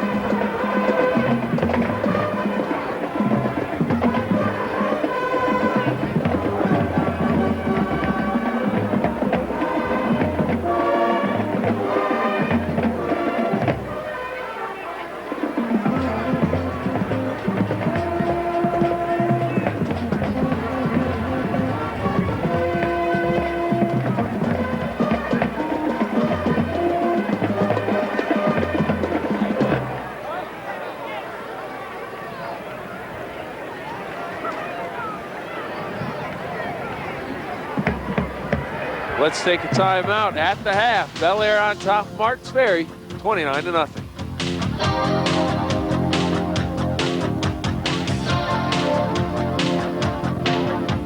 Welcome back to the game of the week on the East Ohio Regional Hospital scoreboard. 29-0 Bellaire over Martins Ferry. And George, some second half thoughts as we get ready to go. And maybe a quick thought from Dave Bruni. Okay, Belly, Dave's in the huddle here with his kids, and as he turns around, I'm going to try to get a comment from him. Obviously down 29-0. They know they've got a long uphill struggle. They've never really panicked in this game. Obviously, they've shown great concern, but one of the assistant coaches over here, Jimmy Hood, told me, you know, that's one heck of a football team on the other side of the field. So they are aware that, you know, that this is an unusual club that they're going up against here this afternoon. But I think that Martins Ferry will certainly give it an effort for another 24 minutes here and see what they can do. At least make a good second half out of this. Coach Walensky always says, games played in 2 halves. That's right, and their goal is to win the second half. All right, I got Coach Bruni here. Go ahead, George. All right, buddy. What do you tell your kids at halftime in a situation like this? Well, first half wasn't a lot of fun. We didn't do real well. We kind of hurt ourselves. They've got a great team. We talked about just getting back to some fundamentals and trying to win this half. And then, you know, we sold them on the idea that good things happen when you hustle and never quit. And if that's what we do, we got a chance. Okay, thanks. Dave Bruni, always a class act, and runs as quality a program as you'll ever see here at Martins Ferry. We get into the conversation here about how many games that guy's won here since 1979. And in 1979, his first year as head coach, they were 10-0 here at Martins Ferry. George, I'm glad you brought that up. I've got a story for that just a little while. Well, kickoff comes down, ball's loose. Scramble for it, Bellaire. They battle for it amongst themselves. They'll take over at about the 25-yard line. But I mentioned to Coach Walensky on the way down today to the game as we drove through Martins Ferry, a number of banners hanging off the overpasses, that one WTOV9 employee took part in that game. Del Barris, the fullback for the Martins Ferry Purple Riders, I believe it was his junior year, threw the all-time greatest block that sprung the touchdown, and I believe you were a wet behind-the-ear radio guy back then or something like that. Handoff, Mamie into the secondary, off to the races and across midfield. And I'll tell you what, Coach, he picked up about 25 yards in the first half. Well, I tell you, he's awful close to that 1,000-yard mark. He started out this game, Bill, with what, 868 yards. He had 92 in the first half, so he needs about 40 yards, and he got better than half right there on a little counter play to the left side. Big gaping hole, and Mamie showing nice speed right here. Breaks into the secondary for a big gain. Handoff. This time it's Roth for a short gain. And George, just to finish up on that, I'll tell you what, Del told me that story and showed me the game tape of the block that he threw to spring the touchdown. That ended up being the winner in that one, and that was back in the perfect season that you're talking about. Right, and that was a brilliant team. As I said, they had a tailback by the name of Jimmy Johnson, and it's one of the things in this rivalry that Martins Ferry is kind of, fans have always been able to hold over Bellaire's head. Hey, we've had a lot of perfect Mamie, seasons. Again, off to the races. He's going to go foot race with Jackson. 5, it's touchdown. That should put him over the 1,000-yard mark besides scoring the touchdown. What a great play, great blocking by that offensive line, great lead block by Bobby Roth, number 30. It's just a very well executed play by Bellaire. Here it is, just a little draw play. Look at the blocking by that offensive line and by Bobby Roth, and right here makes a nice move to the outside. Now it becomes a foot race, and he shows some speed right here, because Jackson's got outstanding speed for Martins Ferry, and he's able to beat him to the corner of the end zone. Touchdown, as you can see, kicks the pylon right there. 46-yard touchdown run. Extra point kick up, and it is right down the middle. It's good, and that makes it a 36-0 ball game with 10:55 to go in the third quarter on the East Ohio Regional Hospital scoreboard. Bellaire 36, Martins Ferry nothing.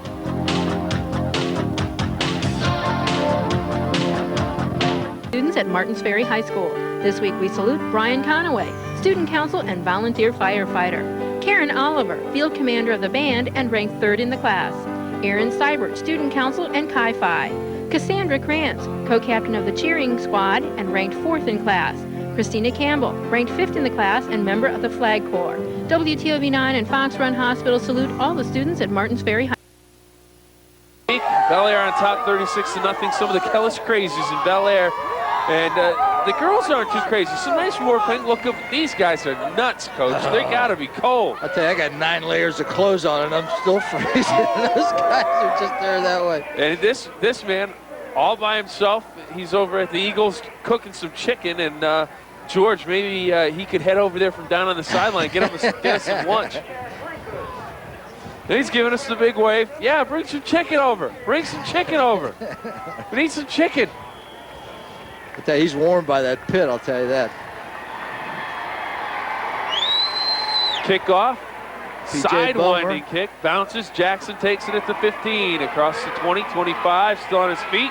Gets another block to the 30 and knocked out of bounds. And we just lost some cable and a couple players went down. And Glenn Hetherington, our cameraman. Did you see those quick feet of Glenn down there? I'll tell you, he got right out of the way. He just danced right out of the way. George started running as the kick was going off. He was getting away as quickly as possible.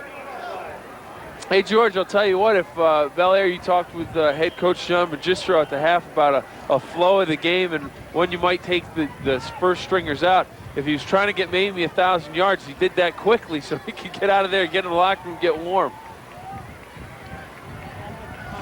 Jackson on the option. Down the line, Brinker to the corner, breaks the tackle, still on his feet. A good 8-yard gain on first down for the Purple Riders, Coach. I tell you, Bellaire defense was there. They're just, some poor tackling. Number 2, Benny Taylor, came up from this defensive position, defensive back position, did a nice job. It's down the line option. And also you see number 51 come off of his block, pretty good shape right here, but Brinker is able to outrun both of them and get it upfield for a nice gain on first down, so it's going to bring up 2nd and about 3. That play, Martins Ferry running hard. You're not going to see this team quit. They're not going to go away. I tell you, Dave Bruni's teams do not quit in any ball game. And these guys are going to be in it battling right down to the end. Handoff. Just stopped right in the middle of the line of scrimmage. Josh Weber comes up and makes the play. Picture tackle. Brinker stopped and put on his backside. Right there, number 68, as you see, defensive tackle came off his block very well and met that dive play. And picture tackle had his nose right in between the numbers and was able to stand up the ball carrier, holding him to a short gain. They're going to measure for the first down. Senior 6 foot, 235. And I'll tell you, Bellaire has a lot of those guys, 6'2", 6 foot, 6'1". Just about a half the length of the football short of the first down. They'll bring up 3rd and about that much. I tell you, look at all of those guys out on that Bellaire defense right now. They're all basically the same size. Even the defensive backs are all in the 6'1", 6'2" area. You look at number 2 back there, Benny Taylor, 6'2", 185, and all nice-looking athletes. Handoff. Brinker has the first down. A little bit extra. Mamie in on the tackle. 9:35 to go. Mamie was showing blitz that time, was up in that guard center gap and did not come once he saw that Brinker was going to be running to the outside, worked his way down the line and was able to make the tackle from the inside out after a short gain, but first down for Martins Ferry. Here it is right here, just a power off the right side. Good lead block here, and there you see number 35, Mamie coming off his block, and good solid hit on the ball carrier. Single back offense now for Martins Ferry. See if they go up top. It's down the line option again. Brinker to the outside. Delguzzo out in front blocking, but he can't make the block as Roth closes quickly, as does Ben Taylor. They make the stop at the 36-yard line. Or 46-yard line. That's the other half of that inside linebacker combination. Number 30, Bobby Roth. They have all of the options covered. They had Kinder on the quarterback, and right here you can see that the linebackers coming from the inside out are on the pitch. Short gain of about 3. It'll bring up 2nd and 7. Jackson down the line. Stood up, flipped over the top. I believe it was Grant Allen, number 12, that made the play. That's who it was. Gain of about 3. that was a run all the way. Both backs leading for Jackson on here, and there's no option on it whatsoever. He just rolled out behind those two guys. Here it is right here, and he's tucking the ball and running all the way behind Delguzzo and Brinker, and gets some nice movement on the perimeter, and tries to go over the tackler, and is upended after a gain of about 4. Will bring up third and about 3.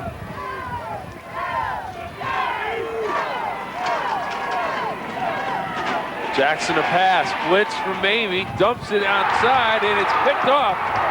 Jackson will make the play on the tackle. Derek Sokar. Sokar, number 3. What is it, junior or senior, Coach? I'll tell you, he's a junior defensive back. Here's a replay, and Jackson right there under a little duress from the backside and trying to force the ball into, I think he was trying to go to number 12, Ryan Lucas, and good defensive play right there by number 3, junior defensive back Derek Sokar on the interception. On first down, and Bellaire starting to make some changes in their offense. Number 20 at tailback position now, that's Timmy Marling. He's a junior. And we also have another quarterback in there as well. It's number 5, Ty Massiarelli. Number 89, Jason Porter, was in on the tackle right there, came through the line and did a nice job of getting to the ball carrier. Maybe we were right. Maybe it was get Mamie 1,000 yards and then start mixing some new players in there, and that's what they've done. Massiarelli back to pass, gets away from Pettit to southpaw. Nice ball downfield, but it's incomplete. Jackson on the coverage, intended receiver. Number C.J. Zerfus. C.J. Service, number 26, as the sun comes out and the snowflakes start to come down. Some flurries dancing around Nelson Field right now with Bellaire on top, 36-0, and 6:45 to go in the third quarter of play. We have a lot of changes in there, but the number 1 offensive line for Bellaire is still in there. George? I want to comment on the performance of Mamie this afternoon. It's a throwback to what I saw last year when these two teams met, and that was a Herculean performance by a senior. And last year, it was Brian McFarland of Martins Ferry who had about as titanic an individual performance amongst a great team effort, if you will, as Martins Ferry knocked Bellaire off. And I'll never forget that performance, because in that game, Brian McFarland got rid of his own jersey and wore his dad's number 33 that his dad had worn during some of the great teams of the Martins Ferry 1960s era. And today, I can tell you this, that Rich Mamie is as typical of the outstanding seniors that play in this rivalry, put on quite a show out here. On third down, a pass from Massiarelli of Bellaire went incomplete. On fourth down, they kick it away. Jackson takes it. Ball be spotted at the 17. We'll take a timeout. On the East Ohio Regional Hospital scoreboard, Bellaire 36-0 with 6:32 to go in the third quarter. And welcome back to the WTOV9 High School Football Game of the Week. Handoff on first down. Jackson, inside handoff on the carry, number 35. Gary Nixon on the carry for Martins Ferry. Number 68, Josh Weber on the tackle, defensive right tackle. And I tell you, I don't know if we have a replay on that or not, but boy, I tell you, he did a nice job of coming off his block and playing to the ball carrier. They were running it right at him. And good tackle for a gain of about 2, so it'll bring up 2nd and 8.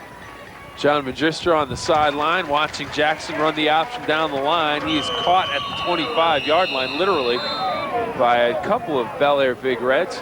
Jackson takes a pretty good pop, and he is down and not getting up. Took a shot. He's reaching for his back. Mm-hmm. Now he's starting to move around slowly up on his hands and knees, but he reached around for the small of his back.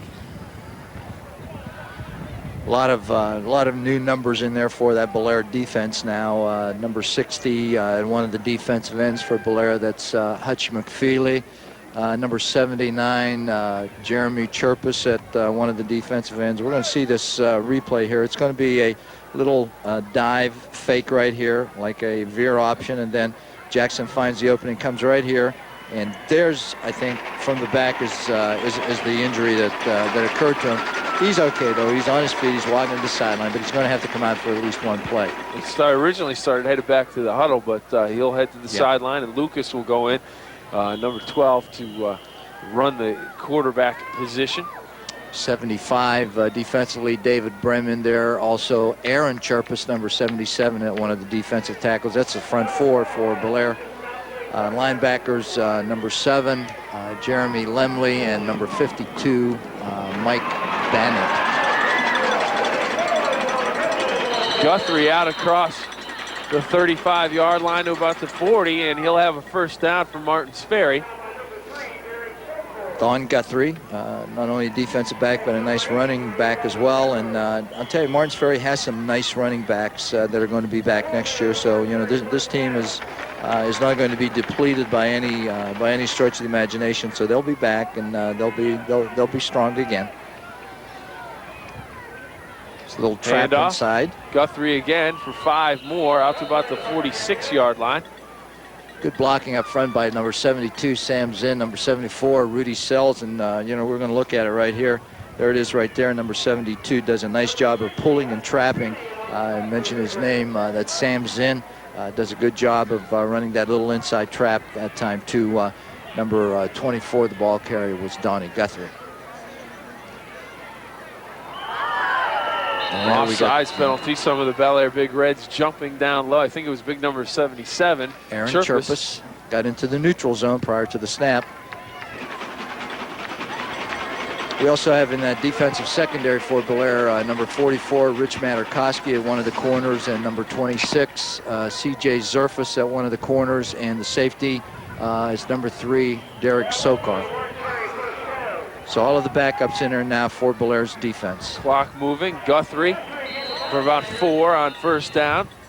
Straight dive play, and that's a good play to run against this 4-4 defense because it's such a quick hitter. You try to beat those linebackers before they can get to the hole, but number 79 that time, Jeremy Chirpus, defensive right end, closed very nicely off his block and was able to hold that dive to a gain of about 3 or 4, so it'll bring up second and about 6. Nate Jackson back into the ball game, so Lucas will go out and split to the far side. 3:45 to go third quarter. Jackson back to pass. Looks downfield, looking down the middle, and incomplete. We had 2 receivers going down the middle for Bellaire, number 89, Jason Porter, and number 84, Dusty Namek, both trying to find the seam down the middle, and he was going for Porter, number 89, and ball is well thrown right here, but pretty decent coverage by the Bellaire secondary. Number 3, Sokar, I think that was right there to knock the ball away. So good defensive play by the free safety of Bellaire, playing that deep middle third of the field. That's Derek Sokar. 3rd and 7 from the 46. Guthrie will get about 5 of it. He'll be short. It'll be bring up a 4th and 2 for the Purple Riders. Number 31 also in there at the left outside linebacker for Bellaire. That's Chaz Call. Here it is right here, and again you can see number 72 getting a nice little trap block right there, but number 79 Chirp was playing off the block from his defensive end position, was able to make the tackle short of the first down. It's going to bring up 4th and about 3, and Martins Ferry really doesn't have any choice. They got to go for it. Jackson on the option. Nice, pitch. Guthrie, nice. He's got the room, he's got the first down. Pushed back when he's across the line of scrimmage, took a shot. But he'll have the first down on the bottom of the pile, number 44, I think it was, Coach. Rich Materkoski, and those Polacks can really hit. And you're the only one in the booth who can say it like that. That's right. I'll tell you, that's a real nice option play by Jackson. Nice belly fake, and then a very, very wise decision to make the pitch, and he made a good pitch to the trailback right there, Guthrie, for the first down. And very, very, very nicely run play that time by Nate Jackson. I just like the description of how you went through that. Guthrie on first down. He is stopped after, I don't know, he may have gotten back to the original line of scrimmage. I'll tell you, the key to that play, this play right here, Bill, in order for it to work, you got to be able to block the defensive end to the inside. We got 2 players down. I don't know if we got a big huddle on the Bellaire side of the ball. 2 of the players have their headgear, their face masks are actually stuck together. Now they have to take their helmets off. Will you look at that? Look at that. Is that unbelievable? That's a great or what? Monday Night Football matchup thing where they slam the that's helmets together and explode. I'll tell you, number 89 for Bellaire, that's Jason Porter. That's his helmet, and I'm not sure of who's the other one is. I can see a young man without a hat on, but I can't see his number. 52, yeah, number 52. That's an inside linebacker for Bellaire. That's Mike Banig. George, I get Coach. George, I got an idea. Coach, I don't know. Maybe I don't know what you'll think about this one. Instead of the Sparky Trophy, get rid of that, and they just keep these two helmets locked together, and that's the new trophy for the rivalry. That's not a bad idea. What do you think? Out with Sparky and in with the helmets. I don't know, Billy. To tell you the truth, these two dislike one another so much in this rivalry. I don't think they want to be fused in eternity with one another. Well, Jackson on a little quarterback draw. It goes for about 6 on the play. This time Jackson is going to give a little belly fake to the left and then come back behind the trap again. You can see number 72 getting a nice little trap block right there, and it's a little quarterback counter. And I'll tell you, number 72, Sam Zinn, does a nice job of pulling and trapping for Martins Ferry. He's a very good trapping guard. He's not very big, so he can hide behind some of those other linemen. He's only about 5'11", but he's 215. But very, very strong and a good trapper. 1:40 to go, third quarter. Okay, this is going to be close. A little power off the left side. It's number 35, Gary Nixon, the ball carrier, and we'll see if he made it. Mike Banig, the linebacker, number 52, that had his helmet locked up there for a few moments. He was in and made the play defensively, coming up and making the stop with the ankle tackle. According to the downs marker over there, they're going to be about a yard short. And so we'll see on this measurement. But again, they're in 4-down territory, so Martins Ferry is going to have to go for it.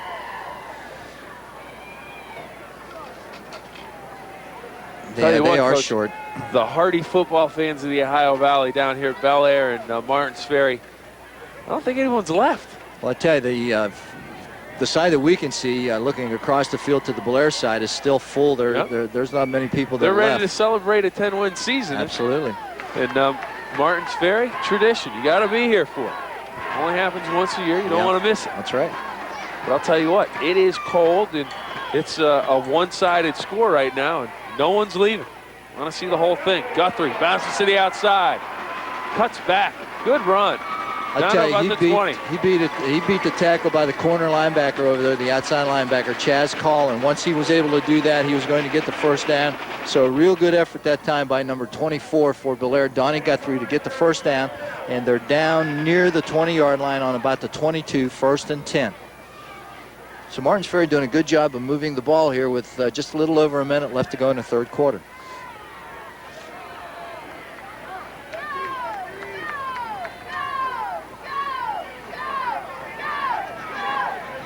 Jackson fakes, action. Guthrie, Jackson looks to pass, pump fake, gets a man in the air. Still on his feet at the 10-yard line, down to about the 5 before he's forced out of bounds. So the Purple Riders continue to drive, and they pick up another first down. I tell you, real nice play this time by Jackson. He comes out on a rollout looking for a receiver, can't find anybody, fakes a little pass, and gets the corner linebacker up off of his feet. That just ducks under that. There it is right there. There's the fake. And Lekanudos is up in the air, and Jackson runs around him, faking it again after he's downfield about 10 yards, but is able to get down near the 5-yard line.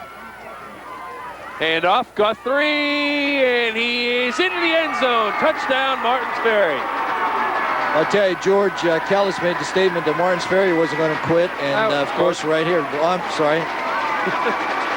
Bill Phillips made that statement, and I want to get credit. I'm too cold not to get any. Okay, and give credit where credit is due, and they didn't quit. And Martins Ferry took the ball down, a very nice methodical drive, took it down for the score, and punched the ball in. Number 24 was it? Number 24 was that Guthrie that scored? Guthrie, yep.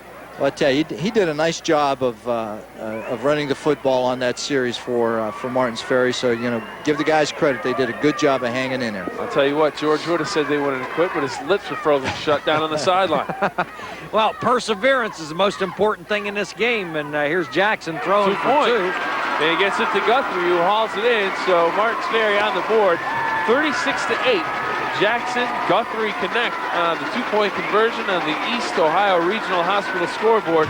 Bellaire on top 36-8 with 41 seconds to go in the quarter.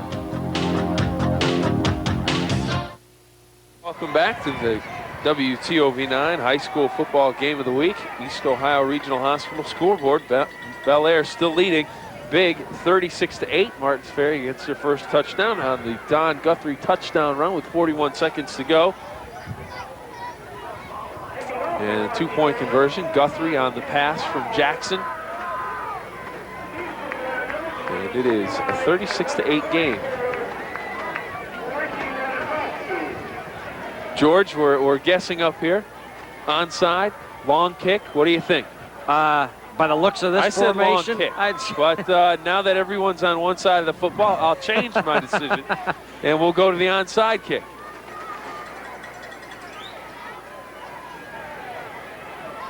Number 41 is the kicker, and that's Tim Brower. We're going to see if he can get the proper bounce on this thing.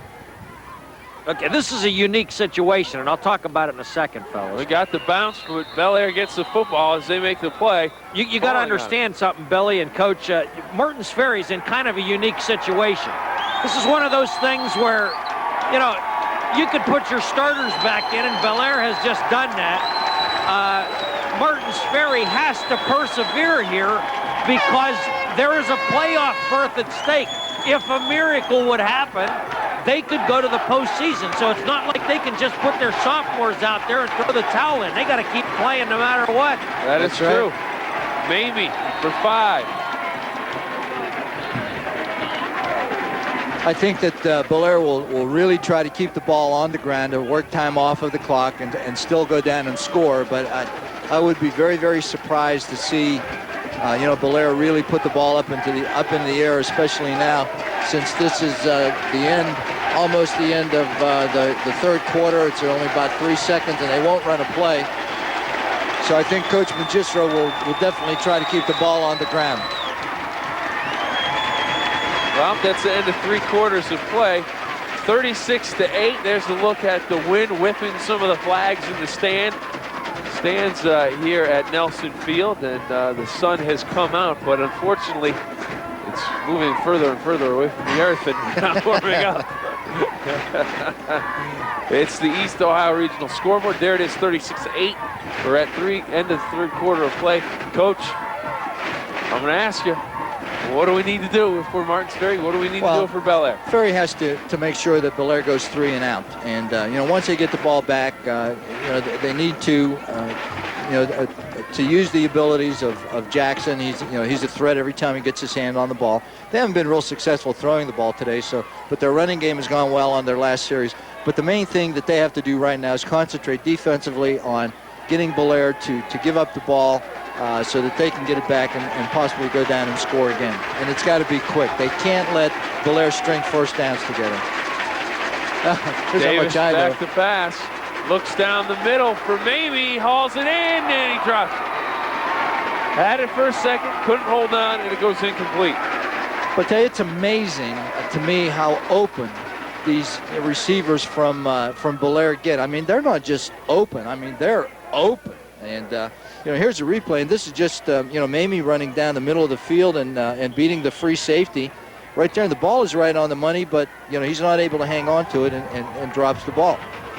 So this is 3rd and about 5. And off Mamie into the secondary, and he is down to the 35-yard line. That's a first down for Bellaire as the clock continues to move. And I tell you, offensively, they just run the same play over and over and over again. It's Mamie with that little trap and a lead block by Bobby Roth, and they're just able to run that play successfully every time.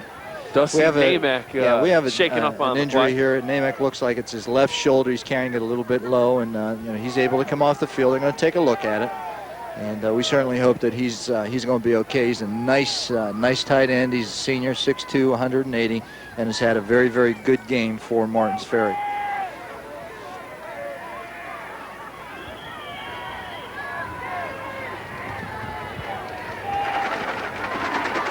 High formation now for... mix up in the backfield. Davis will hold on, slides, after about a 3-yard gain. It'll bring up 2nd down and 7.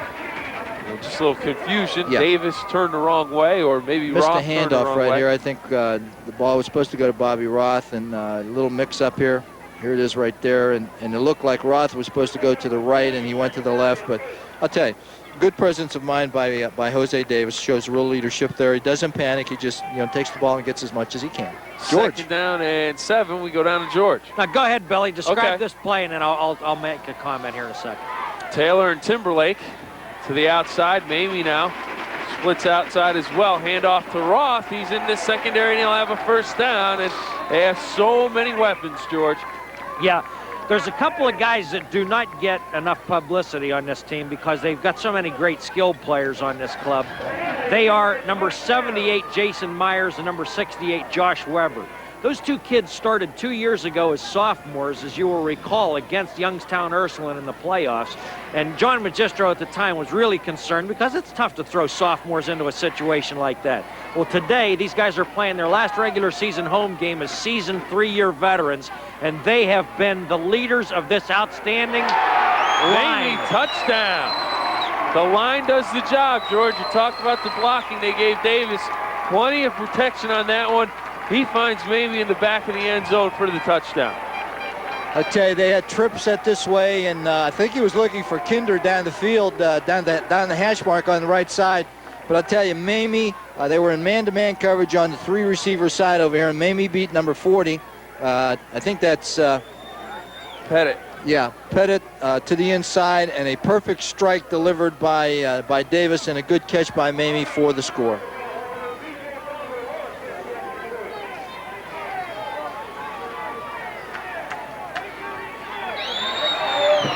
Extra point up and good, 43-8 now. So Bellaire scores on the 17-yard touchdown pass from Davis to Mamie. It's 43-8, Bellaire on top on the East Ohio Regional Hospital scoreboard. Welcome back to the WTOV9 High School Football Game of the Week. 2nd game of the week. First one was Bellsville and Monroe Central, and Coach, the playoffs start next week. George, the playoffs start next week. WTOV9 will be there to cover all of the OVAC teams, all of the local teams throughout the playoffs, and it's, the game of the week will be doing that as well, but it's always an exciting time of the year as some teams have an opportunity to play for state titles. But Ted, it's going to be hard, I think, for the brass at Channel 9 to decide, who they're going to follow, because I think there's going to be several teams from the Valley on both sides of the river, on the West Virginia and the Ohio side, that are going to be in these playoffs. Big kick down to about the 5-yard line. Jackson across the 10, 15, 20, 25, 30, 35, 40. Bounces to the outside. Stiff arm. Still on his feet. Midfield. Puts his head down and he's taken out at the 45-yard line. Great return by Jackson all the way down to the 45-yard line. A 50-yard return. And Coach, you mentioned a tough decision on who will be covered. Everyone will be covered on Sports Friday, and then of course we'll be all over the place for the game of the week. But Jackson, a great run as he splits the middle of Bellaire Big Reds. I tell you, some nice blocking by the wedge up there of Martin's Ferry, and then Nate Jackson sort of does things on his own right here and gets it into great field position. Pass, Lucas, hitch, and pitch. And there goes Guthrie down the sideline. Steps through a tackle. He's down to about the 10. Well, I tell you, they're pulling out all of the stops. Good call by Coach Bruni right there. Jackson throws a strike to number 12, Ryan Lucas, and then Lucas pitches to 24. Guthrie coming out of the backfield. Here it is on a replay. The old hitch and pitch. Guthrie has had a real nice game since coming in here in the second half, and has really done a good job of carrying the ball for Martins Ferry. Guthrie, handoff. Down to about the 6-yard line. Coach, a little bit later on, we'll have to pick out the Red Donnelly Scholarship Player of the Games. And Don Guthrie's had a nice game for Martins Ferry. He's a candidate. On the Bellaire side, couple of players. Kinder has a couple of touchdowns. Davis has played well again with a number of touchdown passes. Mamie has been absolutely outstanding. Bobby Roth has had a great Roth job has had a great game. Position. The offensive and defensive lines have been outstanding. So a number of players. a number of players from Martins Ferry as well. Guthrie right now, looking to cut it back, does. And he gets down to about the 5-yard line. It'll bring up third. Third and about 2 or 3. Yeah. Yeah, maybe closer to 4, really. Third and about 4. They can pick up the first down inside the 3-yard line. 3rd and 3 from the 5, so they can get down to 2 for first down. 8:54 to go in the ball game. Jackson looking to throw it, has his tight end, Namack, touchdown! Well, I tell you, number 11 came back, the wide receiver for Martins Ferry right there. That's Bobby Gasmeyer, and threw a great block to spring number 84, Dusty Namack, in for the touchdown. We're going to get a look at it. Namack running a flat right out of his tight end position. The ball is well thrown. There's going to be a good block coming right there. Number 11 through the block that sprung him for the score.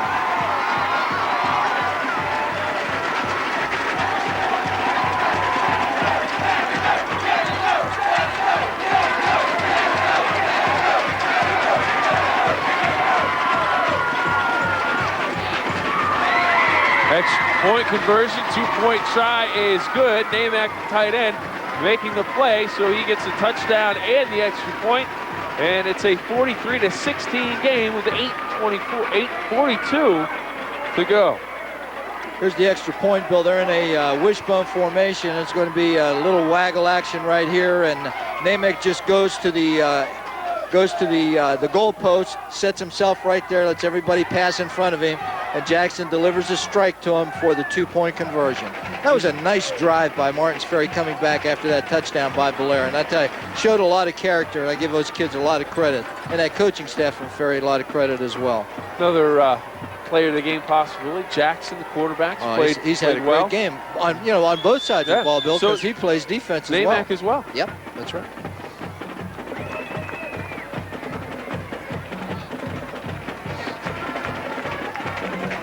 I'll tell you, we'll see if we see the onside kick again from Martins Ferry. They weren't successful with it last time, and it set up Bellaire in real good field position. So Coach Magistro has his good hands team in there right now. All guys that, receivers and offensive and defensive backs are in there, all with good hands, anticipating the onside kick. And it's going to come again.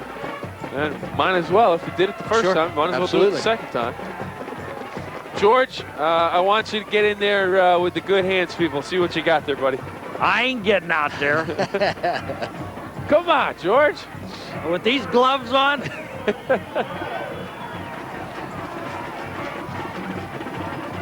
Here it comes. Mamie comes up, fields it on the second hop, and makes the stop there at about the 47-yard line of Martins Ferry, and that's where we'll take over. I don't even know whether that would have been a legal onside kick. The ball needs to travel at least 10 yards, and Mamie fielded that ball about 3 or 4 yards on the other side of the 50-yard line, on this side of the 50-yard line, on Ferry's side of the 50-yard line. So I don't even think that would have been a legal onside kick. It needs to travel at least 10 yards. And right now, the kicker for Martins Ferry is doing a good job. It's number 41, Tim Brower, but he needs to get that big bounce. Yep. He needs that big hop. Massarelli in a quarterback. And off.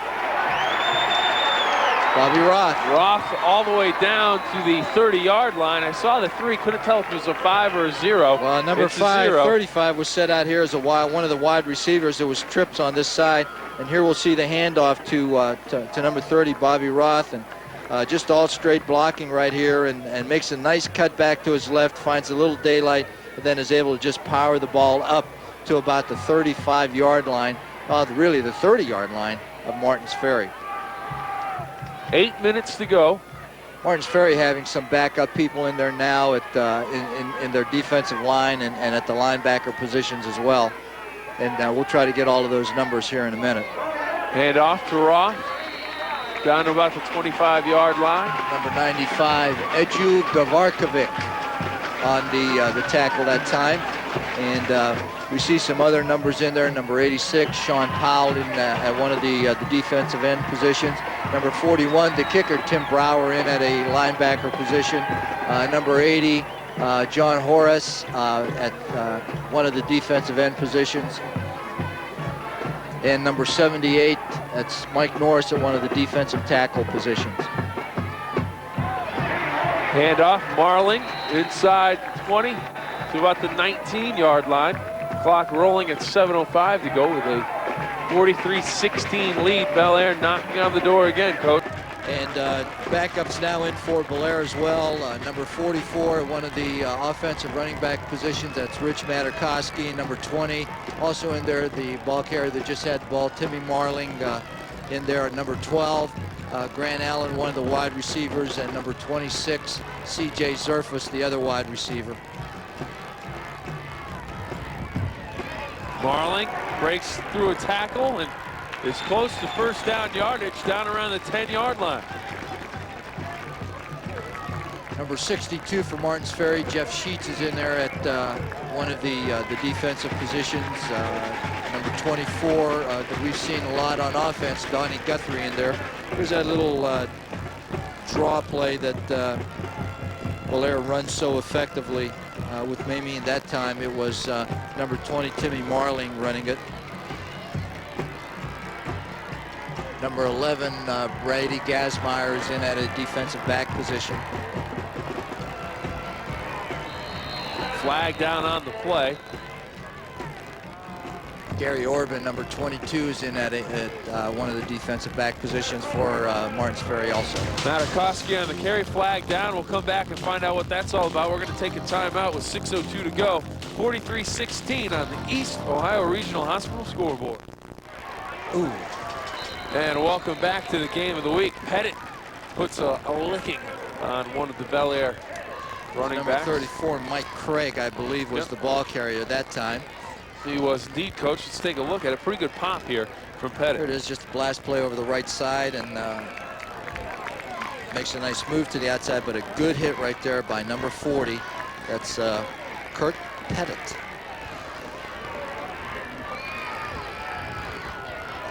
Mix up in the backfield, and that's our fourth sack for a sack. They were coming. That's number 41, Tim Brower, the inside linebacker, came on a blitz up the middle. Nobody picked him up and got to number 5, Ty Massarelli, before he had a chance to turn around. We'll see it on a replay right here. Here he comes, number 41, right up the middle. And Massarelli has no chance whatsoever. It's thrown for a big loss. It's going to bring up 4th and about 12.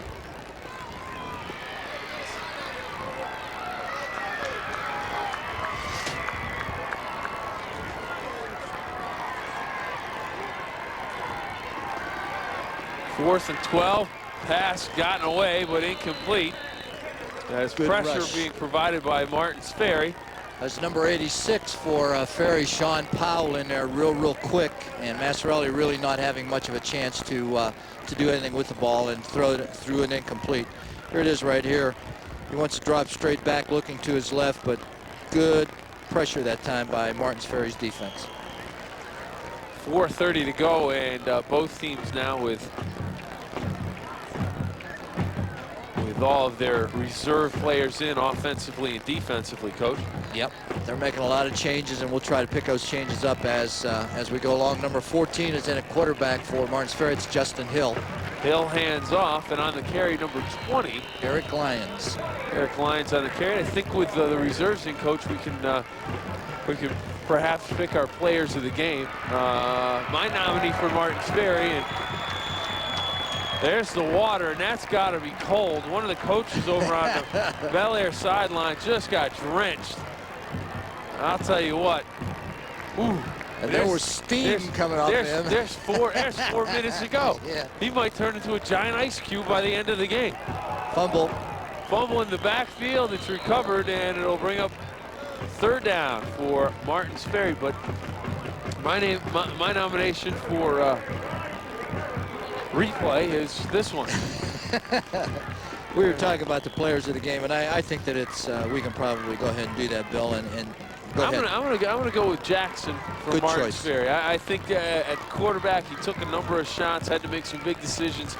Made a couple of nice drives with the team, and defensively played well too, and had a nice kickoff return on special teams. So I'm gonna go with I think Jackson. that's a good choice. And as the completion here out to number 7. That's Nick Jurkovic. Nick Jurkovic with the reception. Or Jurkovic, I should say. Or Jurkovic. Coach, that's your department. Okay, my choice for Bellaire's player of the game is has got to be Rich Mamie. He's had a great game, running the ball, catching the ball, and playing defense as well. And he's just had a tremendous all-around game. They want Ursuline here in Bellaire, Coach. On the screen, you can see it, the We Want Ursuline sign, and that's what Bellaire wants, and that's who they may get in the playoffs. But you talk about Mamie, Coach, a multiple touchdown game, over 100 yards rushing. He had 92 yards in the first half, and he goes over 1,000 for the season. Just a great game. Nate Jackson of Martins Ferry, Rich Mamie of Bellaire, the Red Donnelly Scholarship Players of the Game. And right now, our congratulations to both those guys. Our sack for a sack total up around 4. I know Sherry Hansen, the crack producer, downstairs in the truck is making all of the feverish tabulations on how much the Salvation Army should be receiving from the Kroger Food and Drug Company. Great promotion there and helping out a lot of people with that. And Coach, you want to talk about a lot of people that do a great job. It's been a great regular season, and there's the sack for the sack, $50 to the Salvation Army. And right now, I believe we're up around 4. I'll let Sherry tell me what that is in just a little bit when we wrap things up. But right now, Martins Ferry trying to get towards that goal line with the reserves as they battle down the field. And want to have great regular season, Coach. Great working with you again, Coach Fleming. My pleasure. My pleasure. Coach Fleming, another fine regular season with him, George, and the rest of the crew from WTOV9. But Image Video does another outstanding job this year, helping us out and putting these games on. And all the cameramen and all of the people that work behind the scenes do a great job to make the games look as good as they do. As it's Jurkovic hauling it in at about the 30-yard line. Nice pass coming from Justin Hill. A big first down as Martins Ferry continues to move down the field. And replays like this one. Just Image straight Video, fly pattern. great job. And the brains behind everybody down in that booth down there is, of course, Dean Marini, our man Dean. Blue Lou. Blue Lou. He was good in the Blues Brothers film. Handoff inside, and it's going to go for a few yards. Eric Lyons, number 20. And, I think the highlight of Dean's high school football season was the night that I left for Notre Dame and came back with some turf for him. He doesn't agree, but we'll go with it. Big day for Bellaire as they complete their first unbeaten regular season. They'll finish the year at 10-0. 49 seconds to go now. Hill looking to pass again, looks outside, and Jurkovic with the touchdown. Boy, what a nice pass from number 14 again. That's Justin Hill did a good job in a fly pattern to number 7, Nick Jurkovic, and only a sophomore. And here it is right here. Great shot from Glenn Hetherington down on the sideline. Look at that. Isn't that nice? Jurkovic hauls it in for the touchdown. And Coach, I'll tell you what, the reserve offense for Martins Ferry. Martins Ferry's tradition, a school that's been around so long, their tradition is to go around the goalpost after a touchdown. Sure do. But I'll tell you what, a lot of reserves getting a big thrill today. Well, I'll tell you, they'll remember this for a long, long time, as 10th graders playing in a big game like this. Ball goes incomplete on the 2-point conversion, and with 42 seconds to go, 43-22 our score on the East Ohio Regional Hospital scoreboard. 43-22 Bellaire with 42 seconds to go. WTOV9 and Fox Run Hospital recognize outstanding students at Bellaire High School. This week we salute Angie Blonde, marching band and varsity track. Amy Magistro, varsity basketball captain and student council. Benny Taylor, varsity football and French club. Zach Bonenberger, Odyssey of the Mind and Class Officer. Bob Roth, Secretary of Student Council and Varsity Football Captain. WTOV 9 and Fox Run Hospital salute all the students at Bellaire High School. Embroidery and screen printing needs, call Vivid Graphics at 671-9960. No order is too small or too large for us to handle. Computer Highways is your ramp to the information age. We offer used computer systems starting at $399 and new computers at the lowest prices in the Valley. Computer Highways, Bellaire, Ohio. RC Radio and TV is one of Bellaire's best-kept secrets, specializing in quality RCA, GE, and Zenith products with in-store financing, no hidden cost, and no charge for delivery. RC Radio and TV, Belmont Street in Bellaire.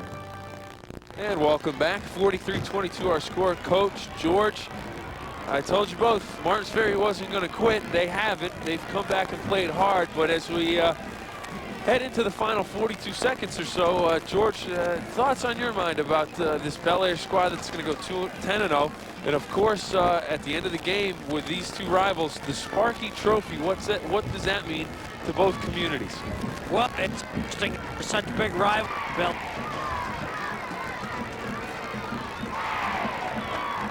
And it isn't the first undefeated season in Bellaire's history, but it is the first perfect season. They've had some 9-1s and things along those lines. But it is obviously for Bellaire a very special day, one in which their fans have waited for so many years. And, you know, Martins Ferry is going to be back. This is a quality football program. And Dave Bruni, as you saw out here today, he will make you play 48 minutes of football, whether you're behind or whether he's ahead. You know, you get your money's worth when you come out here and watch Dave Bruni.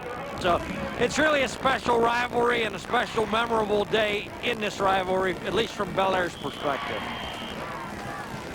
40 seconds to go, clock moving. And both teams wrapping up the regular season. Martins Ferry is going to come up short in their bid to get to the playoffs. Bellaire already in. They're going to finish 10-0 and look to solidify their claim as perhaps the best team in the state of Ohio this year. One of the top teams anyway. But they're very, very impressive football team. Bill, I can't say enough about them. They do all of the things that are necessary to win so well. If they have any weakness, it might be in their kicking game, but I'll tell you, other than that, they're just a great team, and there's a perfect undefeated season for the Bellaire Big Reds. Let the celebration begin down on Nelson Field. The Bellaire Big Reds have won by a score of 43-22. They finished the year a perfect 10-0, and the celebration has begun as the coaches meet at midfield, shake hands. The players will line up and congratulate each other on the 1995 season and another game between these two old-time rivals in one of the most tradition-filled high school football rivalries in the state of Ohio. And the players congratulate each other. And again, Coach, all we can say is congratulations to Bellaire as we take a look at some of the other things that we have to talk about. And one of the other things we have to talk about, sack for sack. I'll tell you what, it's getting that cold time of the year, and when you really feel the need.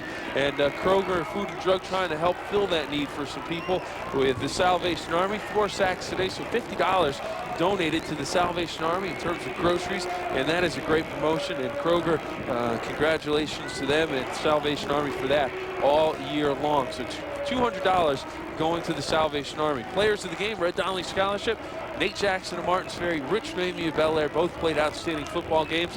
Those are our players of the game. Coach, some final thoughts before George tries to grab one of the coaches. Well, I tell you, I tip my hat to both of these teams and to both of these coaches.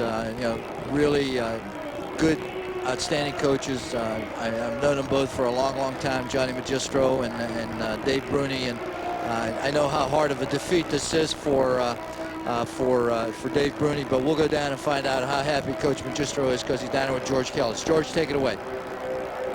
Defensive coordinator Bruce Stoltz is in tears, and if you can imagine a man that's about 6'2" and built like a rock in tears right now, it kind of tells you something. You guys as a staff have been together for a long time, a century of Bellaire football. Nobody's ever had a perfect 10-0. This is an emotional moment, isn't it, pal? Very emotional. I can't say enough about our players and our coaches.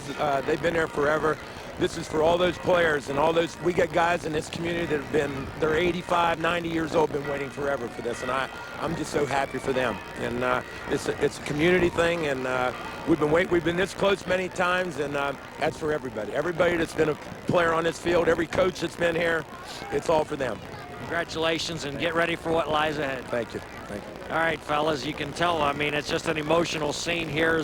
It just seems like a century's worth of anvils are finally off their backs. They finally have that perfect 10-0 season, fellas. They do indeed, George, and the one great thing for Coach Magistro, he didn't get a bucket of water dumped on him. No, but Coach Stoltz did, and Coach I'm not Stoltz, sure whether that's he why was he's crying because of the victory, because he's freezing to death. I'll tell you what. Anyways, the Bellaire Big Reds, they complete a fantastic season, a perfect 10-0. They win it today by a score of 43-22. Congratulations to all the high school football teams for fine regular seasons in 1995. Next week, everybody, right here on TOV9, the playoffs begin.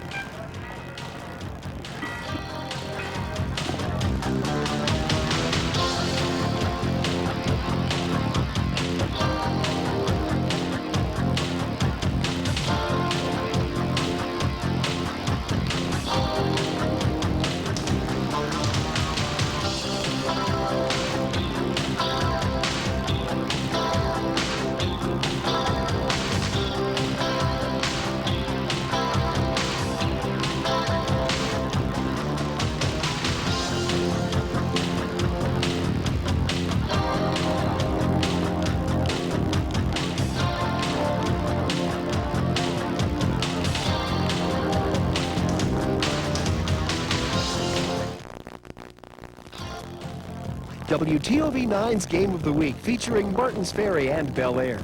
Brought to you in part by